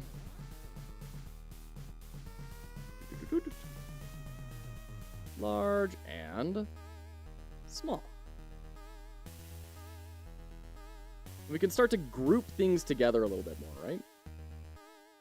Whereas before we only had that verticality to play with, now we have a bit of horizontal. We can make better groups, in my opinion. We can say, hey, look, these things are kind of together. Gameplay. I'm just gonna get all this. Yeah, I'm gonna get all of that. We're gonna bring that in its own space. There we go. This is going to be extra large, and this is going to be large. You're going to be large. You're going to be small. You're going to be small. Ooh. And then systems can be large. And its description can be small. And then flows. Oops.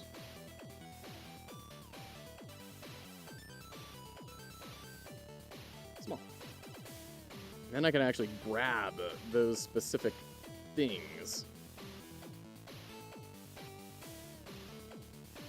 And when you start getting into these flows, this sort of a thing starts making even more sense, right? Of, oh yeah, I can actually build out these flows in the software now.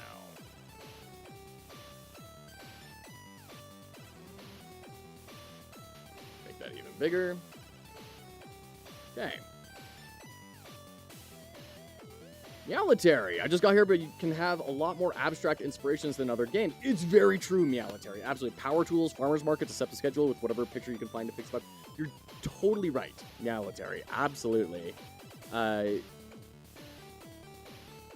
That's one of the best hacks for designing, is finding things in different industries that solve a similar problem to you, but are in a completely different space. And you will blow your mind.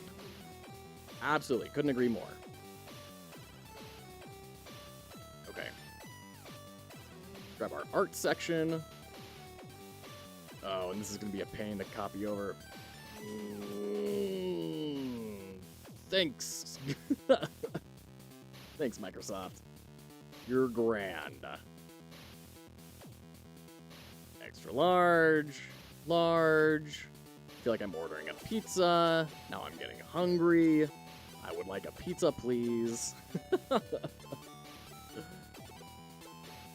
we will shrink that. Okay. Bring you over.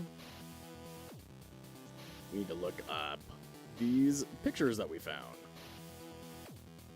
We do have ads starting in just a second, but we will pause. Your face is covered. It is covered by the closed captioning. You can drag it around, KHL. You can move that wherever you'd like it. Ren and Stimpy. This is the image that we got for that. A lot of people bring that up, and maybe we should talk, or we should find some way to alleviate that. I wonder how many people see that, don't have any idea what's going on, don't bring it up, and just leave.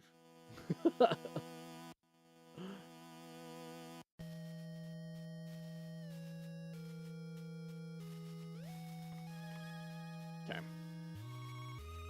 There we go. Lovely jubbly. So we've got some inspiration. We're gonna... Oh, we're in ads. Shoot. We'll be right back.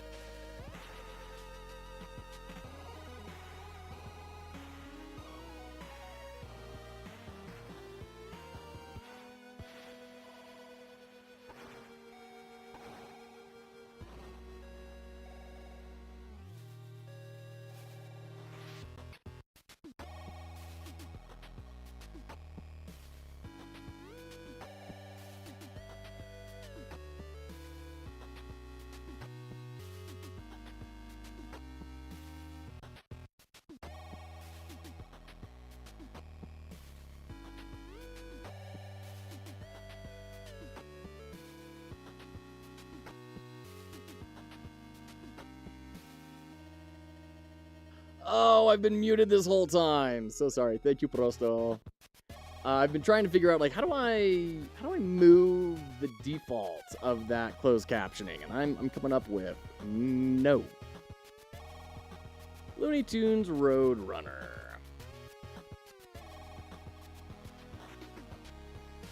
Oop. There we go. Okay. Tremendous.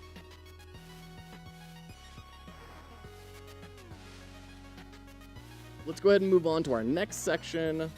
And this is something that really I should spend the time to, like, really refine. If people are going to use this as... If people are going to use it, like, as a template, I worry that they're going to see this and say, oh, let me just fill in the blank. It's like, yeah, I mean, this can work, but by no means is this really great, you know? But if people are going to use it, I should spend the time to refine it. Okay. Large. Shrink to small. Large. Large. Large. Large and large. Okay. Let's grab our UI.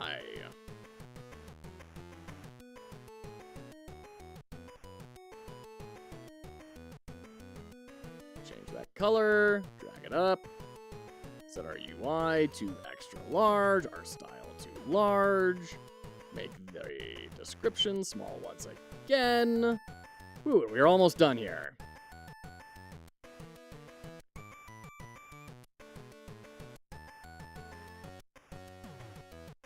Here we go.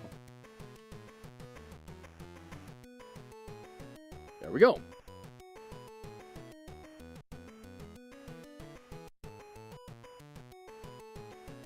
Copy this over as well, because why not? I like pain.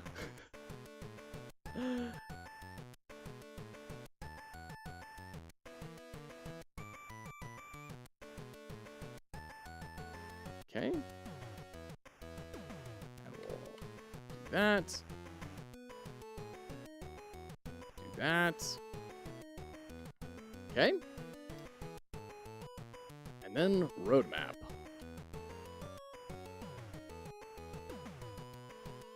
It's all extra large. Perfect. It's like I just walked into McDonald's.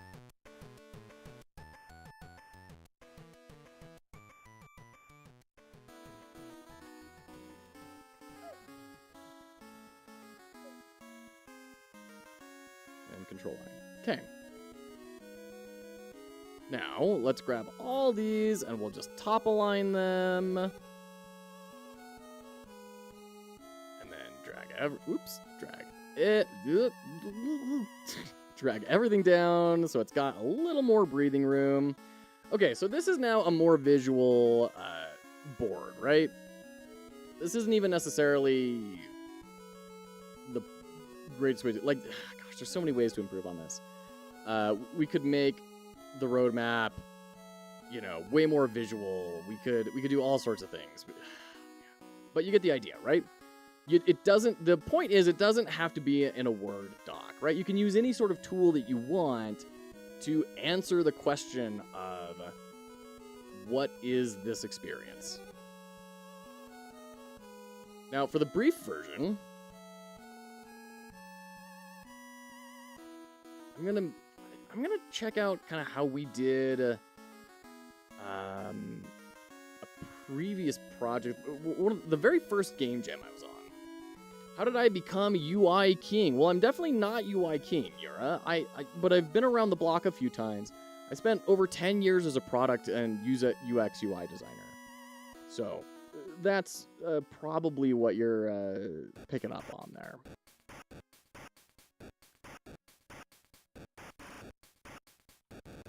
Spreading.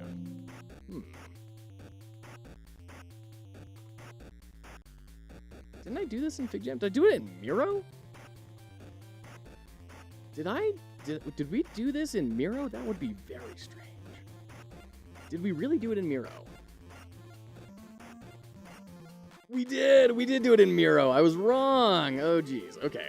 Well, let's get out of the blinding white.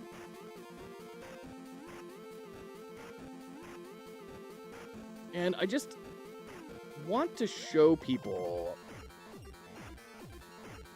another possibility for this. This was our GDD, not the one that we submitted to Pirate Software, but it's what we used in order to align as a team for our very first game jam. We started off by brainstorming themes and settings. We voted on what these dots are. They're votes from people. We each had a distinct amount of votes to spread around. We kind of paired different thematic, emotional themes with like different mechanics, and kind of voted on our favorite pairings of those, and brought that over into what we ended up voting on the most, which were these two. And the one we went with was Cosmic Horror Monster, Stop It From Growing, Then Defeat It. But then we kind of, those were two options we had, but the third option that we had was the one that we ended up voting on the most. So we took the top three and then voted again. And we went with Alien Bug City Builder. That was our game jam submission. It ended up turning into something like this, right? So you can see how this kind of evolved over time through all sorts of ideas where we're group brainstorming, and we got to capture and keep all of this information. And so in some ways, this is really good because it's very historical. It's very good to help people kind of understand how did we get from point A to point B, what were the different options we considered. I like this sort of a thing a lot more. Personally. PB&J, yes, because the theme was It's Spreading. This was for the Pirate Software previous jam. So it was a really powerful tool, and it could have been better, but it was also really good. So I'm gonna just put like a screenshot of this. Oh, and this was our roadmap, and it worked pretty darn well. So I want to have this link. Even with the link. Oh, no access. Shoot. Can I publish? No, I mean, I don't want to. Copy the embed code? I don't know. Is that going to work? Are you going to let me bring you in? I don't think that's going to work. Yeah, bummer. We'll just have to take a screenshot.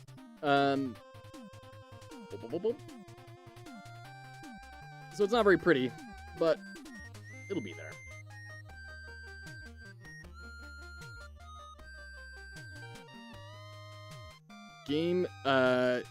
GDDs can be very loose in a whiteboard setting.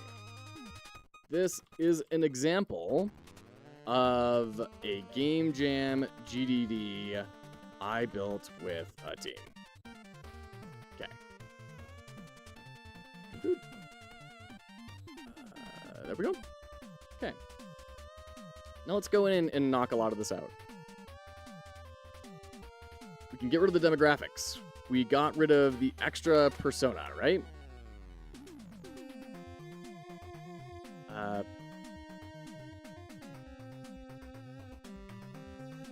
Development software, yeah, that's all fine. That's all fine. When is the next game jam? Sorry, I just saw that, Quellis. Quellis, the next jam is happening July 6th. There you go. July 6th, midnight. Exactly is when it's going to start. And very, very excited. We have 3 wonderful sponsors. Sundown, who just published The Feathered Serpent, Alistios, and Riverwolf Games. They've contributed over $1,000 worth of prizes.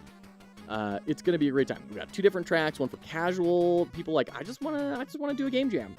And that's great. And then we have a more restrictive gauntlet, which is going to take course over a smaller amount of time and with a lot more extra rules about it. We're going to have our standard thing as before. We have a design principle and a theme. I'm very excited to reveal it. We're going to reveal it one day early in the Discord, so make sure you join the Discord so you can get the full reveal there. I have like a 5-year-old GDD made in Paint, still adding stuff to it this day. There you go, Yura. I mean, that's the thing. A GDD is not anything other than a way to try to communicate ideas and solidify them. That's all it is. And that you can do that any number of ways.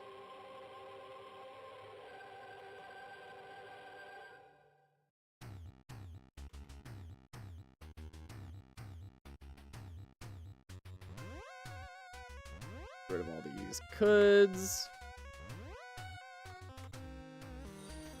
Chauncey Anderson, thank you so much for the follow. I appreciate you. Hope you're doing well. Gonna move the flow up. And then we go to our art. What are some things that probably don't need to do for a game jam? You probably don't need a mood board. Probably just saying, hey, this is kind of our broad inspiration. And then the artist just goes. We're going to delete that. Listing out all the different things that you'd like to do is good for a jam. For a 3-day jam, is it really necessary? I think I'm going to make that up. I'm going to say that that's optional. Of course, this is all a judgment call you'll have to decide on according to how you work and how your team works.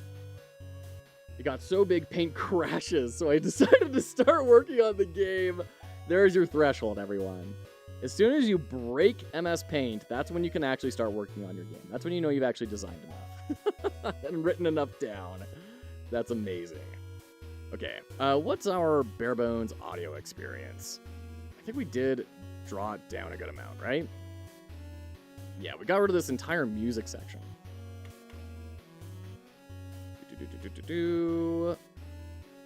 And then we got rid of like the descriptions on these guys.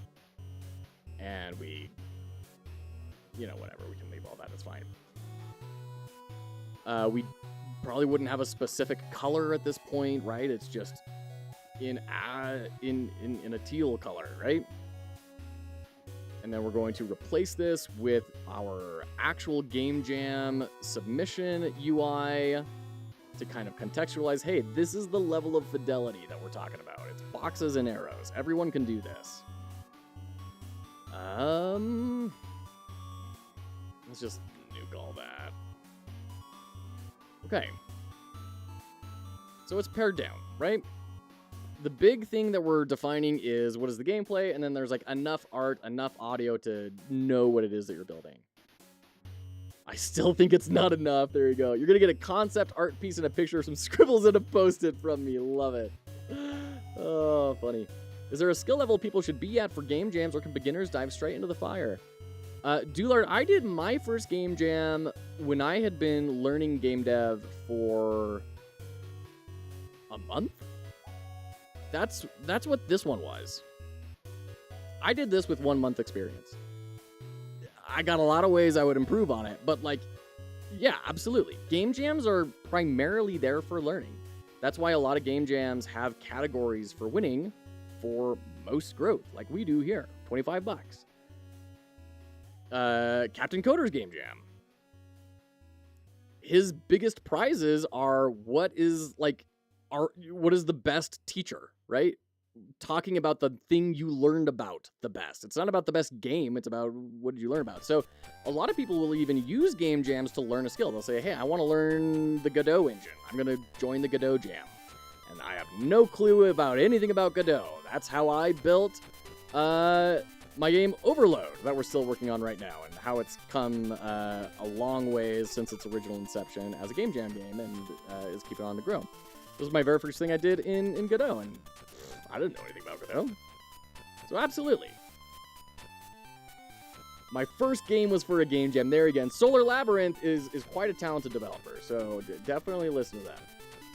That's reassuring? Yeah, absolutely. Absolutely. And game dev in general is a super encouraging place to be. If you want to learn things, people are going to be more than excited to encourage you to do so. I wouldn't expect to... Right, yeah. Definitely temper your expectations, right? Don't expect to win your first time trying, and probably don't even expect to... if you submit something that runs, that's a big win. You're not going to make a Metroidvania. You're not going to make anything huge. Click a button and have it do something. And that's a big win if you're just starting out, for sure. The dark mode extension is doing a blind and negative filter on the whole page. Yeah, Zap, that's kind of how it works. It's very weird. If you have 2 hands, a crappy PC, you can remember stuff, you could make a game. It's going to be the best game? No. It's something cool that you can show to the world and get some feedback? Yes. And how many people have actually built a game? That's the thing. We live in like this really bubbled community in the game dev streamer world. And in indie game dev. I didn't even know about itch.io until I started this. I have played games voraciously my entire life. I had no idea this site existed. I need everyone to understand. Building a game is a crazy, bizarre thing that very, very, very few people ever do. And so even just attempting it, even just signing up for a game jam and starting to build something, you're doing something 99% of the population is never ever going to do. And that's freaking incredible. That's awesome. As long as you submit, learn something, and have fun, you've won in your own way. 100% solar. Made a very small 2D game in Godot, my first game ever. Got all the assets and artwork done after planning, and it worked out very well for me. There you go, homeless bag. Nice. Very cool. I find the volume of people making games more disencouraging than encouraging. I understand that. Homeless thing, thank you so much for the follow. Appreciate it. Hope you're doing well. That's the thing. I mean, it's a crazy high competition, right? So if you're wanting to make a living doing indie games, then you're in a very, very saturated field. The good thing is that the market for games is absolutely massive. And you can find a niche to build into. And if you're strategic and you're intelligent and you really work at it and you build stuff up over time and you build an audience and you market, you do all the things right and you do things intelligently, then you can be successful. There's no reason that you can't. However, it is absolutely, it's not it's not something you just pick up and all of a sudden you're amazing at, or you pick up and all of a sudden you start earning a ton of money. Like, it requires a deep amount of passion and continued diligence and support. My first game is crazy simple. A 7-year-old could do it. There you go. Guess it's Game Jam Tam. Yeah, absolutely. Absolutely. If anybody is interested in the terrible game niche, buy my game. Okay, so like one example of this that I think is really powerful just came out yesterday, which is Feathered Serpent. We've been talking a lot about it. Sundown is the primary sponsor of our next Game Jam, but he built Feathered Serpent. He built it by himself, Matthew Young. This is a 100% Matthew Young production. He did the art, he did the gameplay, he did the coding, he did the sound, he did everything about it. It is possible. This dude is not like a trained creator. He's not a computer scientist, didn't go to school, he's not a programmer by profession. He's not an artist, he's not a composer, like, just is a dude that has been making random stuff for maybe 10 years, because he started when he was a teenager. And that kind of coalesced into releasing the Feathered Serpent yesterday. Dude did it with no special training. So there you go. Bird! Gotta practice and test a lot to get good. Absolutely. I mean, that's the way every single skill is. And game dev, especially solo game dev, is a tremendously tall mountain to climb. So you can either look at that tall mountain and say, oh my gosh, I don't want to be doing all that stuff. And you could say, well, I'm going to make a team then. And then we'll have a diverse set of skills. And that'll be great. Or you can say, I don't want to do any of that. I can't do it. And I'm never going to do it. And you just don't. Or you could say, that mountain looks so fun to climb, I'm really excited about climbing that mountain. And then you just go. My heavens. My heavens. Okay. So there you go. There's some broad ideas. The point of the game, the point of the GDD, I want to stress this as strongly as I possibly can. The point of the GDD is not to have a professional document. It is to communicate what it is you are trying to accomplish. And especially for the Fox Hollow Jam, the more clearly you can document what you're trying to accomplish, the more accurate the judging will be able to be. Because the last thing we want is for a judge to see your game, not understand it, and then just disregard it. That is the worst feeling in the world. Because you put all that time, effort, energy, and passion into it, it deserves to at least have a fair shot. So if we, for whatever reason, can't figure out what the first button click is, we can at least read your GDD and understand what it is that you were trying to accomplish. That's why the GDD is important for the game jam. For the team, it's going to make your abstract ideas more concrete. It's going to create team alignment, cohesion. It's going to allow you to think through things more clearly. So you're not cowboy coding, which is, I'm just going to go off and start making something, and then you get, halfway through, and you're like, oh, actually, this is all terrible. I got to start all over again. It's a good way to draw down risk on every project. So there we go. A couple of different versions of GDDs. I'm going to be throwing these up on our Game Jam page later today. And, boy, we've been doing documents for 4 hours.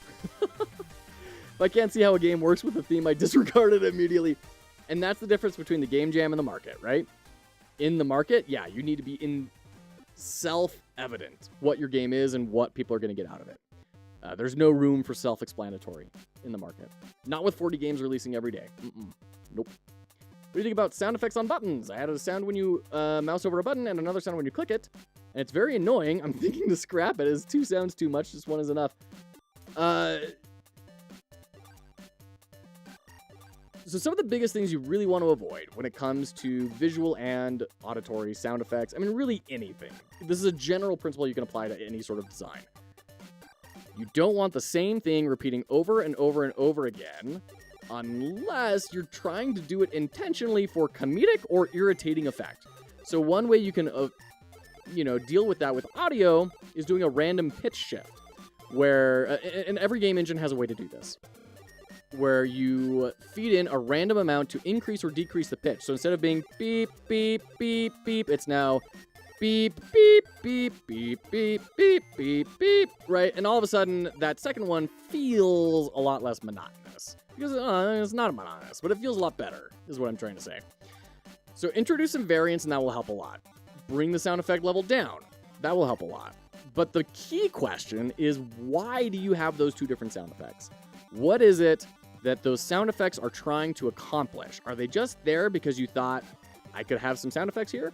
Or are they there to solve a specific problem? And if they're not there to solve a specific problem, you may want to experiment with removing them and see if a problem pops up. And if it doesn't, you're probably better off without it. Addition by subtraction is the name of the game for stuff like that.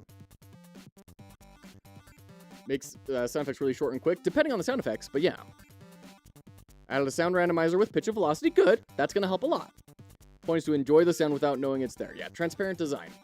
So, if you're already doing the randomization, then my big thing is think about the problem that sound effect is trying to solve. Is it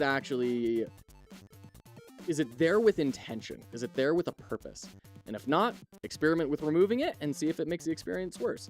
If it does, you'll have these 2 different data points to help you kind of understand as a designer, oh, you know what, this actually felt better, but still not quite great in this direction. And then you can start to understand why. Why did it feel better? Oh, because now people understand they're hovering over the button a little bit better. So then you can even take that core problem and say, well, is a sound effect really the best way to solve that problem? Or is maybe having a hover state for this button better? Or is having some sort of feedback of eyes tracking the cursor? Whatever. You'll be able to come up with good solutions to the core problem. But go back to the core problem. Okay. Hey. Everyone, you're awesome. This has been a great stream. I appreciate all of you. What a wonderful time. I have been yapping and doing documentation for 4 hours. And I'm tired. I gotta go take care of the family. But before you head out, we're gonna raid out. We're gonna go hang out with someone fun. Let's go ahead and raid into... who would be a good person to raid into here today? We've raided into Jolt Jab kind of recently. We've raided into a lot of the people that I've been following recently. Oh, Fortune's Favorite. We've never raided into Fortune's Favorite. They're half of the duo behind Riverwolf Games. We gotta raid into Fortune's Favorite. Making a delightful little game called Clover, which is a Metroidvania about a cat with adorable green scarves. It's fantastic. It's 2 a.m. and tomorrow I have class. Oh, shoot, Yura, get some rest. I hope this was helpful for you. We're going to be throwing all these documentation links up in the Game Jam. In case you need that link, once again, here it is. And we'll be back tomorrow. We're going to be doing some analysis of Mothman Centaur's game that he submitted, not that he built, but that he submitted for critique. It's a horror puzzle adventure game where you're taking phone calls and you're having to... It looks like a bizarre experience. I'm looking forward to it and talking about what works and what doesn't work about that game so we can take those principles and apply them to our games. Friday, we're going to be playing courtesy of Endo's Scholar of the Arcane Arts. That is his game that he built. He submitted that for critique, and he's building the sequel right now. It'll be really interesting to see the original game and kind of what worked and what didn't and explore that there. So you're not going to want to miss it. And with that said, Fox Hollow Games is a charitable enterprise that helps people enter the game industry. So if you found today helpful, we do all sorts of things like this. We do rebuild resources. We talk analysis and design principles. We do the Fox Hollow Jam and more. So if that is appealing to you, make sure you like, follow, subscribe on whatever platform you're on. And thank you for your time today. Thank you for spending some time learning something new and practicing something. I know I certainly grew a lot and learned a lot, and I hope you did too. With that, we'll see you next time.